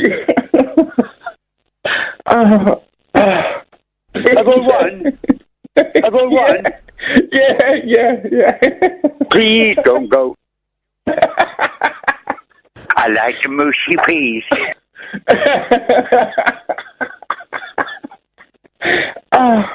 Yeah, you've won. It doesn't matter. Iain, you've won. Thank you. Give up. Anyway, great to hear you again, mate. And now we've tracked you down. That's it. You're doomed. Please don't go. Go on, get on with it. Please don't go. I won't. Get on with it. No. Oh, never mind. George, you're a fanny. Oh dear, I don't know what's going on tonight. So, this is Iain Lee, this is Talk Radio. Ed is through there. Good evening, Ed. Hi. There we go. Catherine is back from her holidays. Good time? Great. Yeah. 0844... Then, not now. 499 1000 is the telephone number. Give us a call. We'll call you back. Right? Now, so I saw Bugsy Malone. I don't think it's on for that much longer. Right? The Lyric Theatre in Hammersmith. Absolutely brilliant. And I paid for those tickets. I paid. So you don't have to say they're good. I'm going to a movie premiere on Wednesday. Oh, good. I could dig something out. I can definitely... No. I'm going with my mate Scott. And it's a proper premiere in Leicester Square, red carpet, photographers and everything. You didn't think Kath puts up with a lot? Oh, no, I did out. think, and I thought, oh, no. And it's a birthday coming up, I probably won't buy her anything. What? So we're going to go and see the David Brent movie. Oh, fair enough. And no, and I'm really looking forward to it, because I wanted to see it. I got invited to a screening tonight, actually, but to be honest, I would have preferred to have gone to, because I don't really like all those I've never done a film premiere. But then his band are going to be playing at the start. But what it means is I'm going to be coming in really late on Wednesday. So, just be ready to sit in for the first half hour. Have some stuff prepared. Have some material. Don't do your voices, because they're a bit embarrassing. What do you mean? But the film starts at 7:30. It's 100 minutes. So that will take us to about 9:10. But then there'll be food and stuff, and I'll probably say hello to Ricky. So I'll get here about 10:30. Here's what I don't get about Bugsy Malone, right? When they get splurged, do they die? Yeah. They're actually dead. I think that's the reference, yeah. How does that kill them? Well, it's all a reference to Al Capone and all that, isn't it? Hmm? Yeah. Al Capone. Remember him? How does How does a splurge gun kill them? Because when in the play they get splurged and they lie there like they're dead, and then they get up and walk off. Well, it's because it was like a children's play, so they're not going to actually. Well, okay, but in the movie, their faces blown. Well, actually, I don't understand the world of Bugsy Malone. Right. In the Prohibition. 1930s America. No, but no. All right, so in the 1930s in America, it was all kids, was it? Right, exactly. That swallow was well timed. This is what I don't get. So it's not that world, right? Yeah, it's a different world. It is. Well, okay. God, it's like arguing with the flat earthers. You're talking to an idiot. You're getting nowhere. So in 1930s America, it was just kids, yeah? No. Right, so it's not set in Wasn't that all world. just actors either. So it's not set in that world then? Yes, it is. Well, it isn't. Because in 1930s America, they had guns. Yeah. They didn't drink soda pops. The soda pop's supposed to be booze. Yeah, but you know that, right? So it's a different world. No. It's a different world to the one you're talking about. It's a reference to. Yes, a reference to, You know, but it's a different sometimes world. artists don't do exactly they don't just replicate it. Okay. They might do it Okay. in a clever way. We move on to the next question. Where are all the adults? They are the adults. They're not, they're kids. No, but they're supposed to be adults. They're not. They are. That's They're why not. They're my kids. name is Tallulah. That's a bit You know weird, what she's that bit. singing? That's a bit You know what weird. she's singing about? She doesn't know what she's singing about. Well, you know who wrote the songs to it? Paul Williams. Yeah. What else did Paul Williams write? Rainbow Connection. Rainbow Connection. Yeah. Don't Google the rest. We've only just begun. Yeah. And have you seen the documentary about Paul Williams? Yeah, I have. That's why I know some of the things. Biggest. He's a tiny man. He plays the tiny police officer in the Smokey and the Bandit movies, right? He's only about, I'm going to say 4'11", 5 foot. But boy, that wee man consumed more cocaine than 10 6'4" guys could consume in a lifetime. Low centre of gravity. Brilliant documentary about him called, was it because I am...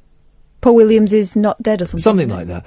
And it's incredible. I mean, he's clean and sober now, and he works for an organisation that represents songwriters and stuff.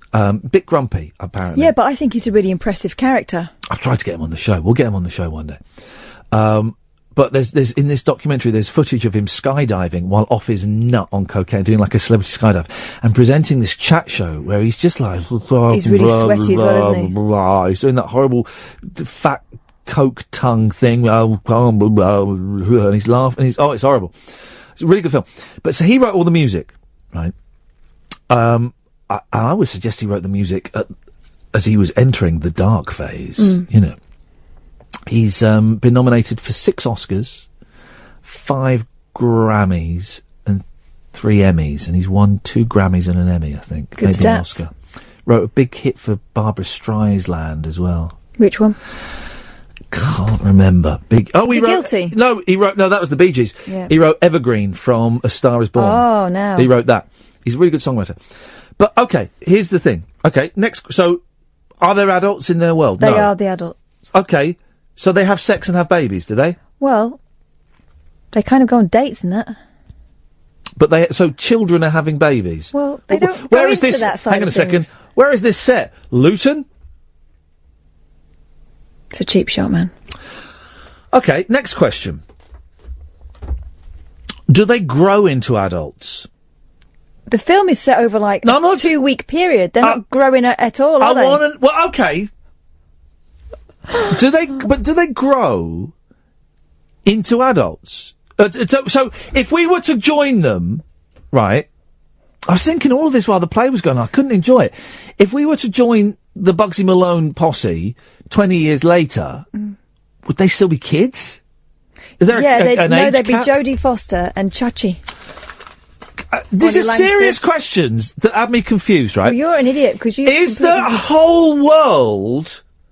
If we were... So it's set in the 1920s, right? Yeah. If we were 30s, then... To, all right, 30s. okay, if we were then to move from that and then fly all the way to London, would the people in London be kids from the 1930s? Yeah, because there's actually an English guy in it, isn't there? All right, if we went to Egypt in the... Yeah, were the they, whole thing is they- it's so the supposed to whole be world is grown-ups. kids? Yeah. Right. Take you back to something you said about 4 or 5 minutes ago on this very show. Go on. I asked the question, if you get splurged, do you die? And Yeah. your answer was... Yes. Right. Then how come at the end of the play, and I guess... They all get up, don't they? They all get up. And they've all been splurged. Are we now reading into it that they're dead and this is like heaven? This is now... So in heaven there's only kids now. It's a school play, isn't it? What are you talking about? That's basically what it is. It's a thing. You have to buy in. Listen. You have to suspend disbelief. You know this. You have to buy into the world for it to work properly. And I couldn't because I had so many. And we bought a programme. Let me tell you something. Yeah. That show is not for you. Huh? It's not for you. Don't go and see it again. You're ruining it. I bought a programme, right? You're ruining it by being and there. I studied that programme. And I analysed it, and it doesn't explain the background. None of your business. It is my business. Just be there and experience it. Why are you being so weird about it? It's just Bugsy Malone.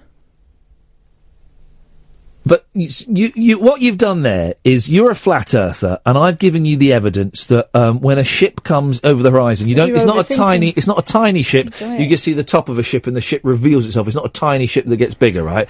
And the evidence I've thrown at you is you said that they all die when they get splurged, but at the end of it, they all get up and they all sing "We Could Have Been Anything We Wanted to Be," and you give a little love, and it all comes back to you. Yeah. So they're not dead, or are they in heaven? Is this now the afterlife? Are they ghosts? Are they kiddie ghosts? No. Can you think of anything sadder than a kiddie ghost? Yes, I can. Kitten ghost. 2 kiddie ghosts who are orphans with their kitten ghost. Imagine you don't get ghost animals. Yeah, you know why? Go on. Well, they got no soul. The Catholic Church doesn't believe that animals have souls. I had an argument with radio presenter, late night radio presenter, talks like that. We've got a little bit camper. What was his name, dear listener? Peter Dealey. Oh.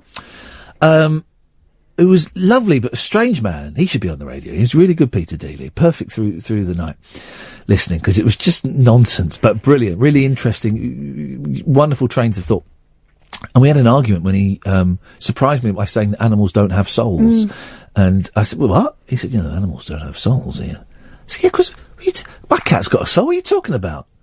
And he said, no, animals don't have souls. And he said it with such conviction, I kind of went away and went, it's kind of one of the rules, isn't it? One of the many reasons why I don't get religion. I got religion once. How long? No, I got it for my when I was a kid. I got religion. Did. Yeah. And then I didn't anymore. Guys, I worry that me and Kath, I worry that Kath gabbing on puts you off calling in. So don't be shy. Raise an eye. It's only Teenage Wastelands. 0844 499 1000. We got another hour of this nonsense, guys. What have we spoken about? Well, I'll tell you what. After midnight, I'll give you a little bit of a recap as to what we've been. Maybe that will fire off your image. It's Talk Radio.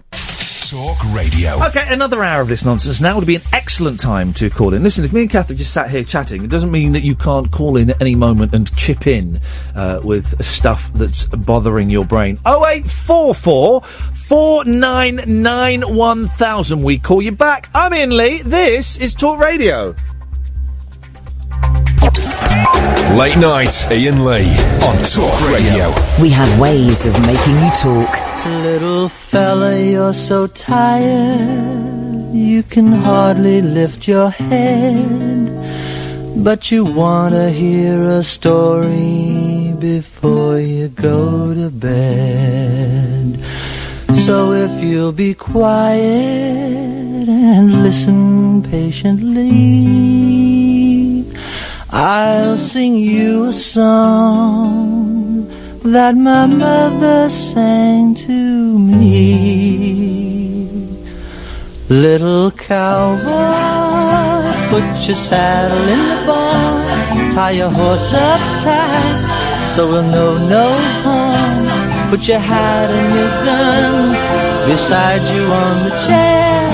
Don't forget you got to say a little prayer. Little cowboy, you better hit the Sandman Trail, or you'll be late for round the time, you know. If you wanna be a cowboy, you better rest a while. Little cowboy baby of the old corral. Little cowboy baby of the old corral. I like that. I'm doing a show. The show in Luton sold out. What show in Luton? My show, Iain Lee versus Radio. It's sold out. But I'm doing one the week after now, nearby in St Albans, on Sunday the 20th of November. I don't Is that know. at the Horn? Is it the Horn? Is that the place? You told me that Yeah, before. yeah. Then in that case, but there's only about 30 tickets left. It only holds 35. I've said it before you did. So we're going to film the one in Luton, hopefully. My friend Simon, who is excellent, is going to film it. But yes, so it's Sunday, the 20th of November. It's a full show, 2 45-minute halves, and I'm going to try and put some new bits in it. So if you've seen it before, I'm going to put a couple of new bits in that are going to be me testing out a couple of bits for the show that I'm going to do next year. I think. So I'm going to put a couple of bits in there, so I need to get my thinking cap on, to do that. And if you've got the CD, that was me, I think. Yeah, I That was know. me. If you've got the CD, the CD's only like about half of the show. There's more to. Anyway, so you'd be welcome to come along. Sunday, the 20th of November. Peace and love. Peace and love. Some good news in on Twitter. Oh, yeah. If you're a dog, you can go to heaven, according to Pope Francis. Hey! What about cats? Sorry, cats are still out. Pope Francis can kiss it. He's quite a radical Pope, isn't he? I saw him on a BMX earlier. Well, you mean he's rad? No, I mean, I don't want to talk about the Pope, he's boring. Let's go to Steve. Good evening, Steve. Hi, Ian, how are you? I'm fine. Hip, hip, hip. Steve, what you got for us? Well, I've been meaning to call up for quite a while. I've never had really anything to talk about, and you had a little interview with Dougie the other day. Oh, well, Dougie Anderson? Yeah. Oh, yeah, Dougie came in and it was absolutely delightful, and we had a charming first hour, and we didn't even get to talk about music. I liked him. He said I was pretty. Why did you get him in while I was away? Because I don't like him fraternising with the staff. Yeah, Steve, what's about that interview tickled you? Well, I've been browsing the YouTube for a little bit, having listened to your show for a long time, and I came across a video of something on Rise, which was you and Dougie, and a little rant about football. I don't know if you remember it. Oh, if you're referring, of course, to the football chant that I wrote, that I was so buoyed up. I was genuinely confident that the football chant would be picked up by a team somewhere along the terraces, and it never did. It never took off, and I loved that. I thought it was a really good little song. It had a clever little phrases in it. It was genuinely one of the funniest things I've ever seen. Did you make it up on the spot, or was it pre-written? I did. I know. I made it up on the spot.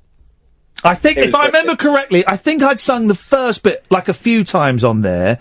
And I think I certainly remember when I sang it live in its entirety, a significant portion of it was made up on the spot. Even with rhyming, yeah.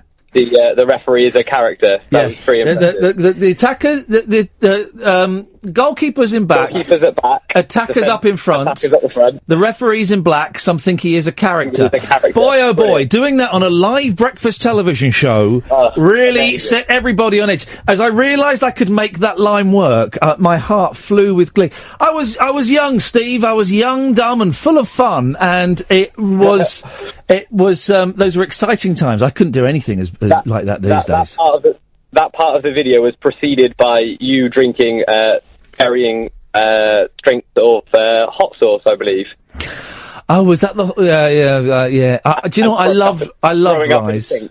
I loved Rise. I did it with lovely Kate Lawler and Dougie, and it was just. It was brilliant. It was so much fun. It was so much fun, and it in many ways, Steve, it ruined my TV career. I never worked again after that. I didn't work for a year after that. Imagine.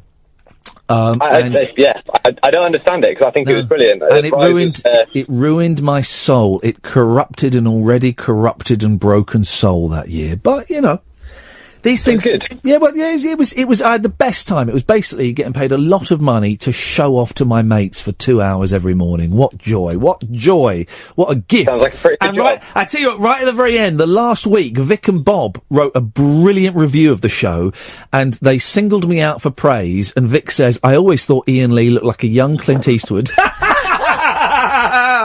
So that made no idea what he was talking about. No, exactly. But it was. Bless you, Steve. Don't dig too deeply on YouTube because there's a lot of crap on there from me as well. But Rise was one of my very happy memories. There's a lot of episodes of the 11 o'clock show which I'm slowly making my way through. Yeah, hit and miss, man. Hit and miss. Again, I'm proud of that. A lot of it doesn't stand the test of time. A lot of it was rubbish at the time, but there's some gems in there. And you weren't really supposed to watch it sober either, were you? No, you're not supposed to present it sober either. I don't think that's certainly the ethos I followed, guys. I'll buy some vodka then. Perfect. Steve, thank you very. Hey, listen, nice to talk to you, man. Thank you very. Hey, listen, Steve, you know the score. You don't need to have anything to. Well, we've had people phoning up who aren't even listening to the show tonight. We've had Nick and Ranjit calling in. They're not even listening to the show, and they've called in. So you just bored. You just phone up. I very rarely listen live because I'm not listening tonight. To be honest with you, I normally listen to the podcast. I just know you're on, so I thought I'd ring up. I love this, right? And this would really annoy the sponsors of the station and my bosses to know that we've had at least 3 callers who've called in. They're not even listening to the show. This is the thing I said about it being a drop-in centre. Yeah. If you're not listening to the show, give us a call now, 0844 499 1000. We'd love to hear from you. But this is the thing I was saying with Miranda Sawyer about it being a drop-in centre. It's great. People can not listening in, but I know you're on. And they know they can talk about anything. Yeah. Oh, well, nice one, Steve. Thank you, mate. Thanks, man. I'll carry on listening on the way home just to make the sponsors happy. Bless you. Thank you very much indeed. No, I love that, and it will annoy the money people. If you've got a Radar Diary, tick it now, please. But that's kind of part of the dream about this show. It's just people they're not even listening and they're phoning in. Mm-hmm. I'd like people to listen as well, but people have stopped ringing up. I'll finish the sentence. People have stopped ringing up and asking what the question is, so I think that they're learning. We're getting there. 0844 499 1000. Kieran and Pablo, stay there. It's nice to see Catherine. Missed her the last couple of weeks. Some of you will have witnessed me coming close to breakdown. It got a little bit wobbly towards the end of last week. But we had some good shows. We had some strong shows. Emma did an excellent job. Ed did his usual sloppy self. But it's not the same, is it? When I'm not here, it's not the same, is it? No, in many ways it's an improvement. But no, it was you were missed. And we got in early because we had to go and see the boss to have our hearts and our dreams shattered. But then we went for a little walk along. Do you know what street we drive past to come here? We drive past your actual Lambeth Walk. Oh. Isn't that brilliant? We've never done it down there. We can do it down there. We drive past Lambeth Walk. Now, is that where the Lambeth Walk gets its name from? Lambeth Walk. And what is Lambeth Walk is when you walk like that with your thumbs behind your braces. I'm not from this part. Any day. Hang on. If you walk down Lambeth Way, is it? Lambeth Way. You'll evening, any day. You'll find us all doing the Lambeth Walk. Oi! Except you don't, because I've not seen anyone doing it. But we drive past your actual Lambeth Walk, which is quite nice. But we went for a stroll along the prom. Tiddly pom pom. I think it's called the prom. I think it's called like the bank, isn't it? No, I was singing "We Do Like to Be Beside the Seaside." Yeah. No one sings that anymore. I do. You probably can't. Probably mentions the N word. Or the P word, or some word about some or the S word, some word about some minority we can't sing about anymore. Well, God damn it, it's my beach, and if I want to sing about N's and P's on the beach, then I'll sing it tiddly pom pom. So we went for a little walk. Yeah. Kieran and Pablo, we'll come to you shortly. And this isn't London-centric, because we're in London, and this is real life, real London, proper busy. And we're very near the Royal Festival Hall. Mm-hmm. Where I sung as a child. Oh, right. Yeah. Yeah. I mentioned it. Yeah. You were, yeah. Sainsbury's Choir of the Year, isn't it? And quite often, they have... Sang about melons. It would be Sainsbury's. You would be trying to curry favour. And peanuts. Quite often they have, in the Royal Festival Hall, they have a little bit of free entertainment on some afternoons. Not always. And the last few times we've been down there was nothing. And we went in and I said, let's go and have a look. So they got something on. And we got there and I could see people in the sort of main square. It's like a school hall. Right? It's flipping brilliant, right? And there were people, and I thought that they'd just put seats out in the school hall because they had like an overflow in the cafe or something. Oh, no. What we saw was actual, pure nectar. It was magnificent. It was magnificent. It was being compared by Mr. Wonderful. Mr. Gurdeep Wonderful. A very dapper chap. And like an Asian Noel Edmonds he was, in a waistcoat. Probably getting paid top dollar for, let's be honest, not doing a lot. Pressing play. He's what's a DJ? A DJ makes records. Play on a record player. And that's kind of what he was doing, but it was all computerised.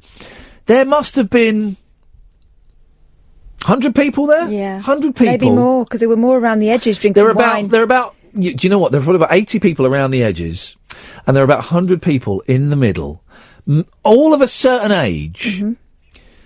Mm-hmm. It was a tea dance. A tea dance, yeah. Oh, it was fantastic. And Kath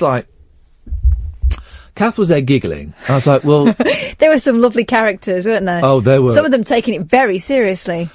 Yes, some of them were taking it seriously. Some of them had dressed up. Yeah, but put on their best wigs and everything.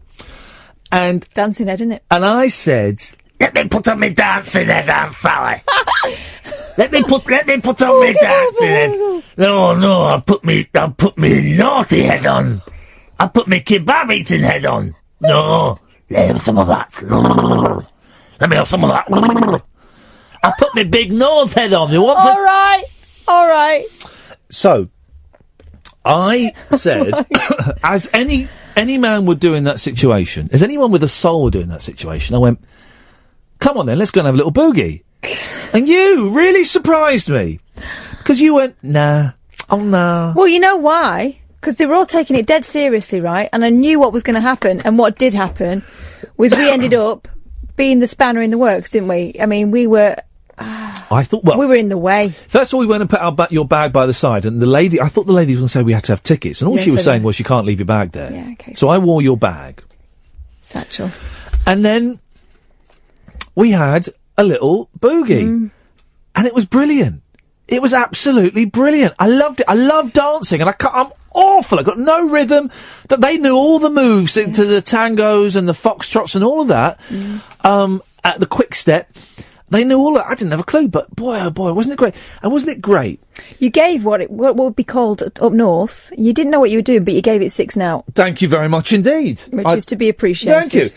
And it was great being in the middle. There were probably more than 100 people dancing, actually, now I think on it. Maybe 150 or something like that. It would have to be an even number. And some of them had, like, the proper shoes on. Yes. I got behind it, and the proper trousers. Some of the ladies had really gone to town with the dressing up. Yeah, hadn't they? Some of them had the numbers on their arms, so there was obviously a competition or something. We were ruining. Yeah. And we were quite often, they were generally... Do you know what I really liked? Yeah. Women dancing together, older women dancing together, obviously sort of sisters or friends, because that's the way it would have been back in the day. There weren't never enough men. Yeah. What was it you said? If you're a man, you're in. Yeah, well, my granddad was a docker. Yeah. In Manchester, but also... Bet he docked a few in the tea dances, didn't he? He was also a dance instructor. Basically, the Patrick Swayze of Salford he was. But when my grandma met him at the dancing, her dad, she was raised by her dad, said, "Oh no, you don't want to go out with him. If you carry on dancing, he'll carry on dancing while you're married. You know, he'll be a gadabout." Yeah. He didn't. As far as we know. Well, we used to dance together. I mean, it was beautiful. And he was quite a big fella. Very good on his feet. What was nice was being in the middle, not being on the edge and watching, and it's kind of funny, this old-fashioned kind of thing, but being in the middle and experiencing it all going on around you. And we bumped into a lot of people and annoyed a lot of people, but we had a bloody good time. and seeing... I did a twirl, didn't I? You did do a twirl. Yeah, you tried to dip me at one point. That could have gone horribly That was, I'm sorry about that. You didn't think that through? No, not at all. We didn't stay for the last song, so we missed the erection section. No, that wasn't called that. It was called. What was it called in those days? Then they didn't play. What was it they were doing? The something waltz. Once, twice, 3 times a lady. No, they didn't play that. I just can't stop loving you.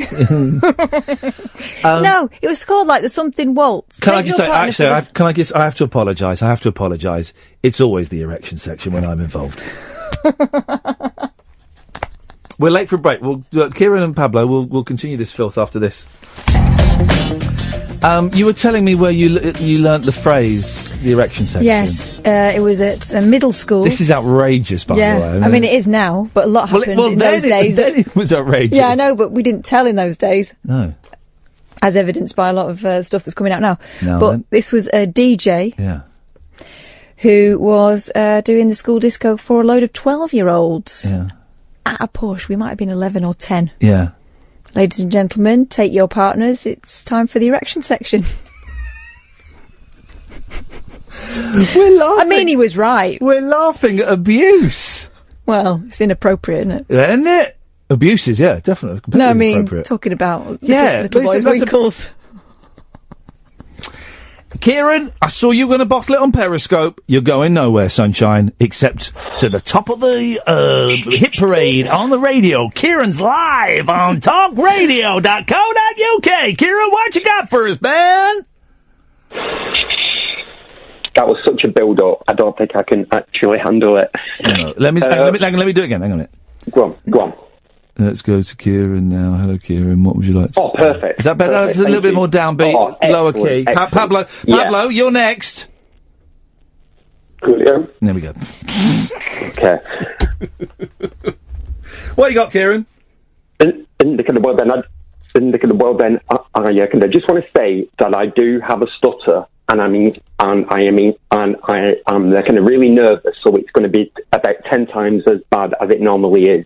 But I really needed to call up about something, and I also hate phones, so I really, really need to ask you and Kath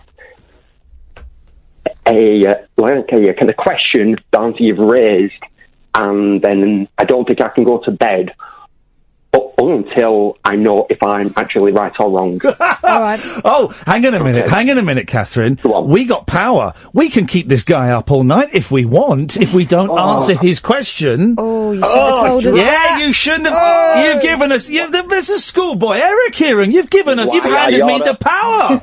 Yeah. Go on. Let's see what the question is. And he's watching on Periscope. So poker face, Catherine. Poker face. Poker face. And is that one of the kind of Wurzel's head, like and kind of with the big nose. Put on my poker face, Aunt Sally. What's your question, Kieran? Right, okay. So then, you were talking about what's the film that you've just been talking about the kids? Oh, Bugsy Malone. Bugsy Malone, yeah. Bugsy Malone. Thank you. Okay, so then it's set in the kind of 1930s America. But are there adults in it? No, only because I see this as like an alternative dimension, right? Yes, that's exactly what it is. Suddenly it's got a lot more interesting. It's an alternate dimension. Wow. Yeah. Dude, I'm in. You're speaking his language, you see, Kieran. I failed to... Yeah. I like this. Then if I'd said something about the kind of time travel over the monkeys, then he would have been all over it. Yeah. I should have used the words alternate timeline. Can I just say, no, go on, no, dimension's different. Can I just ask then, if in this alternate dimension, if you jump forward 35 years, would the monkeys... and the Beatles, they'd be children. Oh, flipping heck. Come on, man. Someone's got to make that movie. But then if I can actually take this a step further, which isn't actually my original question, you said that if you'd gone back to that time, like say you had on the year, you climbed into a box that would actually send you to a kind of dimension. Yeah. I believe you would step out as a child. Oh, hang on a minute. Yeah. Hang on a minute. Yeah. Whoa. So hang on. Somehow by travelling to the dimension of Bugsy Malone, the journey itself is transformational. There you go. Yeah. Okay, but would I have? Well, let me get to your point. Would I have 43 years worth of memories in me? Oh, I'm going to say You would? because of it's only your physical. That appearance that would change because of it would have to adapt to that laws of the physics or that laws. This is, by the way, this is the best call I've ever taken. We are dissecting the alternate reality of Bugsy Malone. I knew I should have called up earlier. Do the children in Bugsy Malone?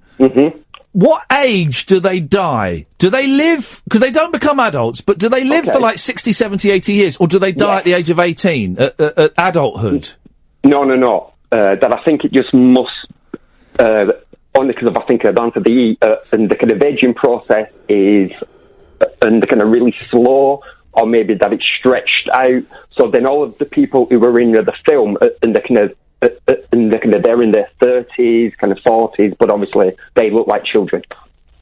Yeah, because when they talk, they go, "Oh, I remember back in the day," and they do all that thing, and they do have memories, and it's not just about going to school. So would World War One would millions of people been splurged? Bugsy had been in the World War, hadn't he? Yeah, hang on, if we're getting there. Go on. And that's my exact question, only because of this has shot me to my very core. I'm enjoying this call way too much. It is set in the kind of 1930s America. Yes. And then they kind of Kath said something about there being the kind of English people and also Egyptian people. Yeah. And then I thought about the German people. Really naughty German children. 1940s, Bugsy Malone, kind of child Nazis. And it just blew my mind apart. Children in a kind of Nazi kind of uniform. We have to tread carefully because we don't want to make light of any. Yeah, we don't want to make light of any atrocities. But we're all, No. But you're it's right. A fine line. It's a very fine line, and I know I can trust you to tread delicately because I don't want to offend anyone's sensibilities. But absolutely, an entire army of Nazi children marching through Europe, taking control of Poland and France. Hitler Youth. Well, exactly, but I mean, Hitler's youth. It would be an 8-year-old Hitler, wouldn't it? Yes. Wouldn't it? It would be an 8-year-old Hitler. This is why I can't go to sleep. This is why I can't sleep, because I need to actually verbalise it, get it out there. Someone, if they can't make the film, at least has to make a comic set in this world. Yes. Someone, please. Almost like a graphic novel. Yes, definitely. Because they were selling graphic novels of the Bugsy Malone story. But yeah, you're right. I want to know what happens. I want to know the whole history. Oh God, this is great. Someone needs to write a history of the Bugsy Malone dimension. From ancient history right through to present. You've got next week off. Why don't you? I'm going to have a crack. Cave Kids. I wonder if I can license the characters. Kieran, mate, you've really pleased me. You have pleased. I think I've blown this apart, haven't I? You have pleased me with your call, Kieran. You have done well. You are the best call I've ever received. Can I say something else? Don't ruin it. Please do. Can't hear you stammer. Can't hear you stammer at all. And that's because I'm talking about the kind of child Nazis out. And that's the trick, guys. If you've got a stammer, just imagine child Nazis, and that will get rid of it for you. Kieran, mate, I did enjoy the show, and I did manage to enter the world, but I did spend a lot of it, and a lot of the journey home, and when the kids went to bed, I spent way too much of the evening, I was on my own, pondering this world and coming up with these questions and thinking, I'm really going to enjoy asking Kath these questions when she gets back, because I genuinely don't know what the answer is. And then I gave you a disappointing answer. You kind of blocked me a little bit. But that had to happen in order for Kieran to come on. And then Kieran, so you're welcome. You've in one way you've pleased me, in another way you've made me realise my own shortcomings, because I didn't take it. That far. Kieran, mate, that's can we send him like a cheque for £1 or something? You can, yeah. Beautiful. Okay, don't give us your address on the radio. What I'll do is I'll take a punt. I'll give you Ian's address and you can get round in person. No. I'll just take. Thank you, Kath. Kieran, we seem to be able to cut you off. Yeah. That was a beautiful. Well played, mate. Well played, Kieran. He was bottling it a bit on Periscope. And I'm glad you didn't. Understandably. That was that was class A callingmanship. It was, but when you're on hold, it must be frightening. Oh, he's really. I want to put my hand in my head and scratch my brain now. He's got my brain going. He's right though. Child Nazis, child Hitlers. We're all taking it to the nth degree. Which, boy, I've learnt restraint because I'm not mentioning it. But it would have all been. Yeah. Anyway. You know. Oh, blimey. Bugsy Malone. Bugsy Malone. Vietnam. Tiny little. Oh God! Imagine JFK getting splurged from the book depository building. Oh no! Imagine that. Imagine Woodstock. Oh God! They're all on the flipping. They're on Skittles. Don't eat the brown M&Ms. It's bad. 0844 499 1000. Just a load of kids voting for Brexit. Oh, can you imagine? Child Boris Johnson. Child Corbyn.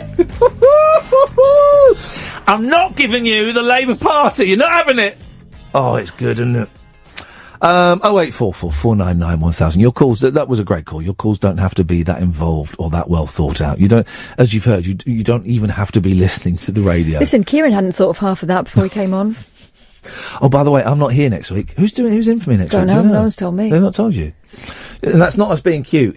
I actually don't know, but I've only come back today. It's not James Whale and it's not Tommy Boyd. I think. I don't think it's. Well, it won't be Whale. James Whale's a bit busy. Yeah, he won't be next week. He's I've only seen bits of Big Brother. He's playing the pantomime baddie superbly. Yeah, he is, but he's being overshadowed by an actual nasty. Arse. Yeah, the bits I've seen of this Big Brother, it's thoroughly unpleasant. There's just one lad in there. Oh God, it's everyone's nightmare. Big Ian shouldn't have been kicked out for what he said either. I think they made a mistake. Sam Fox will win. I thought Biggins was going to walk it. Yeah. Sam Fox. She's still got it. She's still got it. What a beautiful woman. Love her. Touch me, I wanna feel your body, your heartbeat next to mine. She quite a way away. Yeah, exactly. You've got to travel, so you've got to have to run up and down the stairs to get your heart going enough for her to feel it. But she's, I like Sam Fox. I've always liked Sam Fox. Maybe it's because I'm a male, heterosexual male of that generation. I don't know. But I've always, thought she had a rough ride. No. Sam Fox was the Katie Price of our day, wasn't she? When me and my sister were growing up, we used to think about whether we'd do Page 3 because of Sam Fox. And my sister said, she'd only... Go on. She'd only do it if she could keep a bra on. No knickers. Could have been such a different world. Sam Fox is a lot classier than Jordan. Well, it was cheeky back then, wasn't it? It wasn't... It was a bit cheeky fun. And we know very little about her private life. Didn't her partner die recently? She got married, didn't she? She got married. She came out as gay. And everyone was like, oh no, oh no, oh no. Like they ever stood a chance with her anyway. Oh no, oh, what waste, oh. Beautiful. And then, it was this year or last year? It was recently, wasn't it? And I always there was a lot of sneering at Sam Fox in the 80s because of what she was. My first girlfriend looked like Sam Fox. Short, blonde and busty. But there's a lot of sneering at Sam Fox for her job, and then, and then she had a go at making a pop record, and this was when people did their one job, and they weren't allowed to then have a go and do something else. She's huge in India. She plays massive pop festivals in India. She's plays to 60, 70, 80,000 people. She's a huge star over there. And I always just thought that she was, the butt of one too many slightly snidey jokes, and I always just felt a little bit... That's it, right? It was cheeky fun, but they were made fun of, weren't they? Yeah. And they still do that thing now where they say Page 3 girl talking about Jeremy Corbyn and all that stuff, because, just belittle him a bit more. But I always liked Then it got a bit rude, didn't it? She wasn't rude. Who got rude? Nowadays when the lads mags came in, it got more porny, didn't it? Yeah, now you see everything now, and I don't really... It's like, No, I don't. But she was she was a superstar, man. And there was controversy when she was on Top of the Pops because she had a rip in the arse of her jeans. Yeah. But you only saw the curve of the buttock. You didn't really see Not like now when you see Rihanna's flipping. And she turned around and everyone saw it. It was like a big controversy, and it's it's so tame. Yeah, but these days girls go out to film premieres with no knickers on. Yeah. They do. That's the new thing. Have you seen? I'm going to a film premiere on Friday. The new thing is I'll be wearing no knickers. dresses cut up to here, Yeah. right? So it looks like you've got no knickers on, but they've got a bodysuit sewn into them, basically. But they're all wearing sewn into them. Sewn into the dress. Sewn into the dress. Oh, sorry. There's a bodysuit, right? Yeah. But it looks like you've got no kecks on. So the next day, the papers are all kind of, oh, has she got any knickers on or not? Who cares? What's she doing there? She's not in the film. Great to see the Anyway, front page that's of my the, 2 pennyworth. Daily Mail today. A friend of mine posted on Facebook a slightly worthy but very interesting short little 2.5 minute film which I watched about someone had, I don't know how they'd collated this, but sports women are something, I don't know the figures. Oh, yeah. Are like 10 times more likely to be commented on their appearance than men. Have their appearance commented on. That if you see a man crying, he's brave and brave and noble. And if you see a woman crying, she's over emotional and stuff like that. Did you see there was an American footballer who got more credit than his wife, and she was the one that actually in the Olympics? Oh, it was all kind of such and such's wife did this. And, there's all of that, and then I watched it and it was quite interesting. It made me think, actually, I do that sometimes, and I'm going to keep it in mind. But then you get the front page of the Daily Mail. It's hotting up in Rio. Oh, yeah. And that's just the presenters. Thighs the limit. Helen Skelton hosts the swimming for the BBC, and it's a very attractive blonde woman hosting the thing, and she's got a short dress on. And it's front page, it's hotting up in Rio, and that's just the presenters. Yeah. You just think, flipping heck, man. I know it's right. The Daily Mail, I think, I know that the Daily Mail online, it's quite porny. It's a lot muckier than the newspaper. The Mail online and the Mail are two separate sidebar beasts. of shame. Yeah, it really is. It's but you just think, for the front page, is that really the best they can do? But then I saw there was this thing about whether Zara Phillips's daughter could eat a double cone ice cream. I was thinking, really, is there nothing going on? Steamy by the pool. Former Blue Peter star's thigh-high skirt startles viewers as Adlington squeezes a co-presenter's leg. Distraction. Helen Skelton sets pulses racing in a very short skirt. She raised eyebrows when a gust of wind blew her dress up while she was interviewing Britain's gold medal winners back in 2012. But Helen Skelton couldn't blame unpredictable weather for her revealing attire as she sat in the BBC's Olympic studios at the weekend. The TV host sparked a social media frenzy by wearing What did you say? Sparked? Sparked. Good. But then this is a brilliant phrase. I'm going to use this. This is a great phrase to describe this dress. The TV host sparked a social media frenzy by wearing a thigh-grazing dress. Oh. I used to have a boyfriend who used to refer to mine as knicker skimmers. While presenting Saturday night swimming events, the former Blue Peter presenter gave viewers far more than they bargained for when she repeatedly flashed her legs. She didn't flash her legs.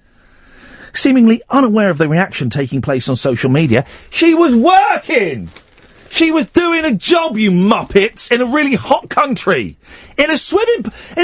It gets really hot in the swimming pool. Also, I don't know if you've noticed, but the people behind her that she was commentating on had even fewer clothes on.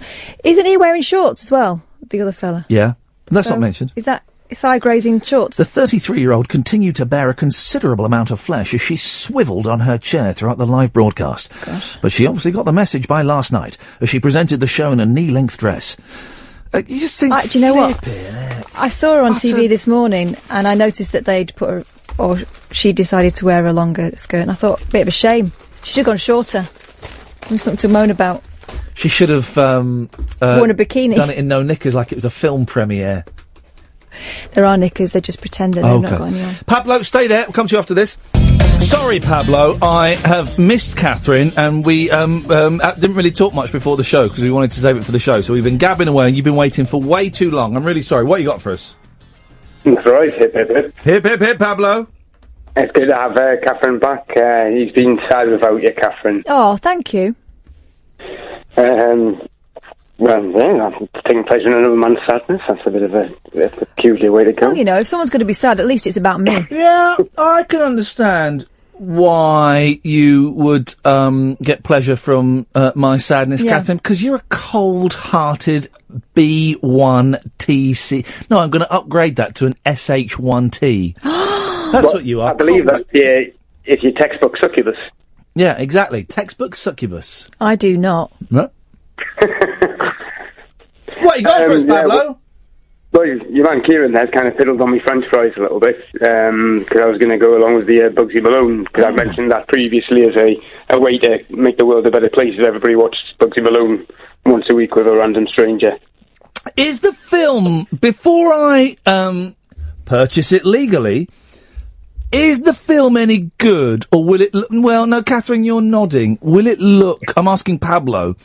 Will it perhaps look a little bit slow and dated? I just... Sometimes I know that stuff that I think the boys will like, they don't really dig.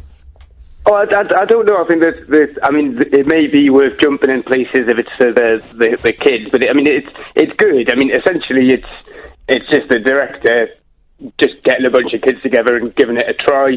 Because I don't think anybody believed he could do it. I think there's a little bit more to it than just getting a bunch of kids together and giving it a try. I think Alan Parker wouldn't be very pleased with that description. I'm oversimplifying, but no, there is that kind of there's that feel that the wheels might come off at any moment, but it just sails through, and it's a right rip-roaring romp.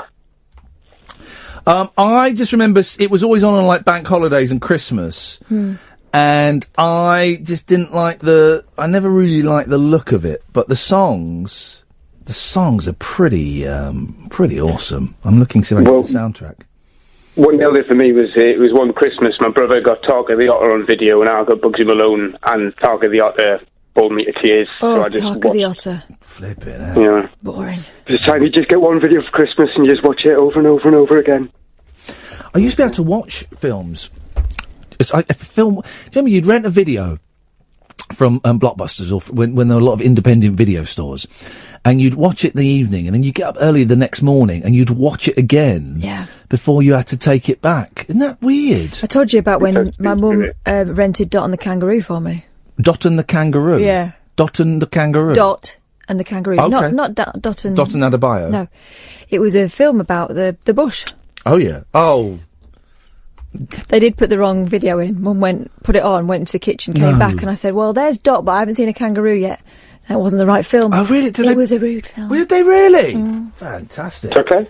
So, yeah, Dot and the Kangaroo. But the actual film was good, because we got it swapped. So there's a story. There's hang on a second. No, the atmosphere has somehow been sucked out. It's your man there just being too good. Well, one flaw in his logical theory of you going into a box and coming out in Bugsy Malone world as a child. Yeah. That would mean, as far as I understand it, that a child from Bugsy Malone world would have to be in the box at the same time and come out on this end as an adult version of you. No, I don't buy these... Would that be a transmission of consciousness? No, I don't believe these things where if you're going to put something in one universe, then you have to take out the exact same thing. And I don't buy... I also don't buy this thing of you go in the box and you come out a child. I think... I like the guy. He had great ideas. But I'm going to steal his ideas and keep the good ones and get rid of the one about when you go in the box you come out as a child, because that's just ridiculous. Maybe it could be like some sort of mixture between Westworld and Logan's Run, where it's when the children get too old, that's when they get splurged, and when nobody's looking, they get taken off. Here's like behind the scenes. Here's a film that's never on anymore, and it was on all the time when I was a kid. The Phantom Toll Booth. Oh.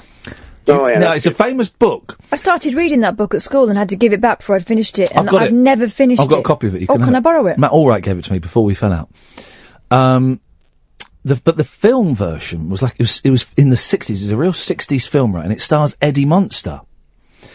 And I remember, I bet it looks rubbish now, right? But it blew my mind because basically his box appears in his bedroom and he's bored, and it's like a toll booth and a car comes out. But he puts his head through the box, and it comes out the other side as a cartoon. And he's like looking at it, and he puts his arm through it, and it comes out as a cartoon.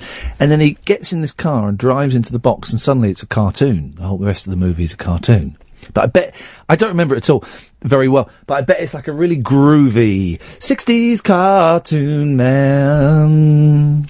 Well, I know the book is American comic Paul F. Tompkins' favourite book, The Phantom Toll Booth.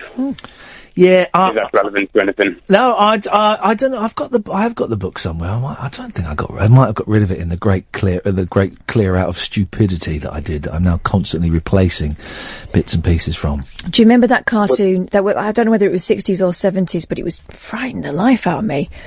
They did The Sorcerer's Apprentice. Did you ever see that? Well, Fantasia. No, not the Disney one. That's really boring. Yeah, really boring. This one was this really spiky wizard. Yeah.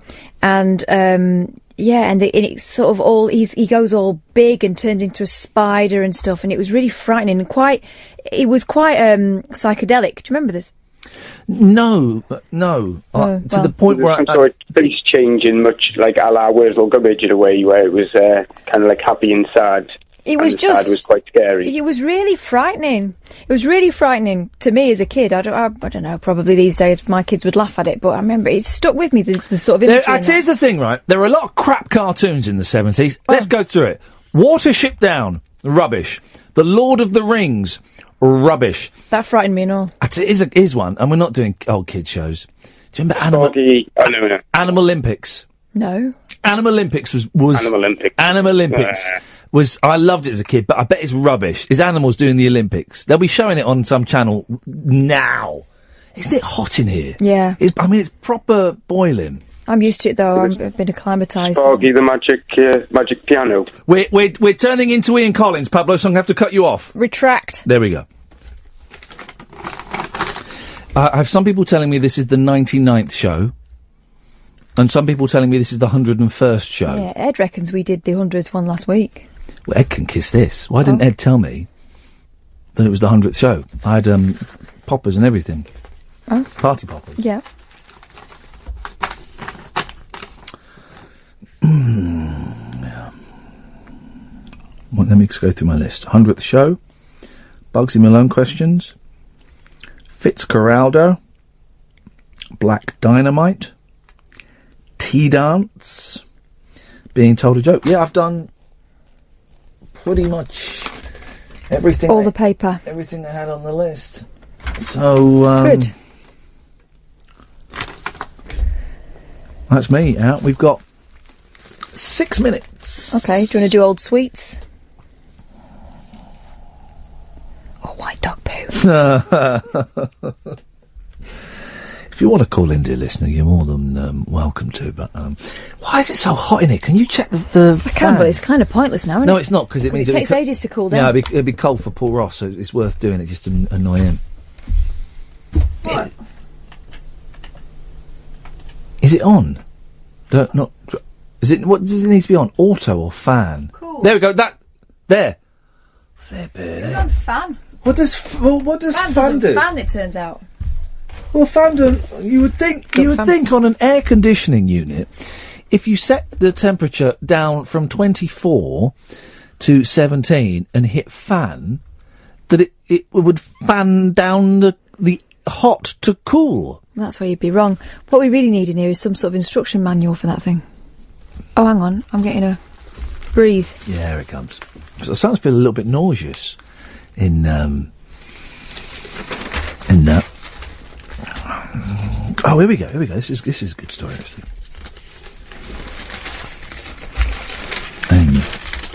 This is not a story. They obviously don't. Oh, where's all the pages of the one thing I need? I haven't got it. Hey, can you go and grab us a Daily Mail, please? Thank you very much. Where's all the pages? Anyway, there's a story in the Daily Mail about how celebrities, when they go on Celebrity Pointless, they get paid money. Mm-hmm. Quite often more money than the charity gets. It was always so. I've said, well, I went on there, I got £1,000 for it. And I think in the end, me and Cheggers, we made, thank you, me and Cheggers, we made 500 quid for the charity. When I did Mastermind was set up a little bit differently. Why don't the papers come to me for these stories? I'll give you all this stuff. In fact, you've been giving it to them for ages. Celebrities who compete on charity editions of television quiz shows such as BBC Pointless can take home more in appearance fees than they win for good causes, it was claimed yesterday.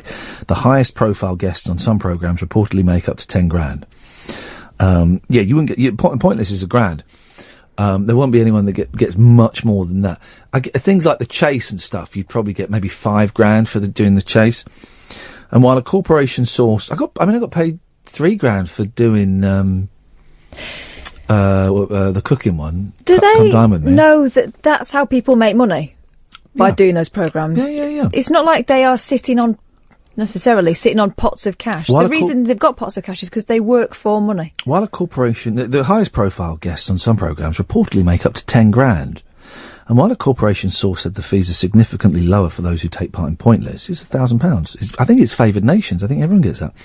The formats means that famous faces could take home more than is donated to their chosen charity if they fail to win the jackpot. Yeah, but the charity's still getting money for nothing, and they're getting a mention in front of 14 million people. So 4 celebrity pairs appear in each episode where the aim is to give answers and then explain what Pointless is. The jackpot starts at $2,500 and can go up if pointless answers are given. However, if the pair of finalists fail to win the jackpot, they are given just £500 for their charities. Well, that's a bit snooty, Laura Lambert. Just £500? We were very proud of the £500 we gave to Macmillan, me and Cheggers. Very proud of that money. A representative for former Olympic athlete Tessa Sanderson, who appeared on the show, confirmed she was paid but said it was hundreds, not thousands. However, it's thought that celebrities with a higher profile, such as recent guest ITV's political editor Robert Preston, would receive considerably more. I doubt he would on Pointless. Nadine Dorries made £3,800 for being in the chase, but made no money for a charity. Do they know that these programmes are made primarily for entertainment purposes? It's not really a charity. And here we go. Look, listen to this. Fundraiser. Laura Lambert, TV and media reporter, who's made up a source. Oh, look, she's nicked it from another paper. A source told The Sun on Sunday. This is in the Mail. So she's just nicked this from another paper. The public assumes celebrities appear out of goodness. I've never said that we do. When we did Mastermind, Mastermind was weird because we had to donate our fee. So we got paid a fee, and it got very confusing. So I ended up giving my whole fee, but I still ended up paying tax and VAT on that money. So I lost out in the end. But I don't get what the majority are lining their own pockets. Oh, flip off. The bigger names earn up to £10,000, which is staggering given they could walk away without a penny for charity. The majority are lining their own pockets. Oh, that really annoys me. Stick it up your backside, you snivelling little toe rags. It's my flipping job. And it sounds like, I've got £1,000 for being on telly. It is a lot of money for what it is, but, I didn't work for 6 months. Admittedly, I got a big payoff from BBC, but I'm not allowed to say that. But, you might not work for a year. It's really annoyed me. And on that bombshell, well then, sorted. Tomorrow we might have, I've not heard back from him, so we might have Stephen Page. I don't know. If we don't, we'll have some laughs. I'll bring my guitar in. I'll do some songs. Don't pull that face. That's, rude. Thank you. Talk Radio. Intelligent, organic entertainment. Talk Radio. We'll get you talking.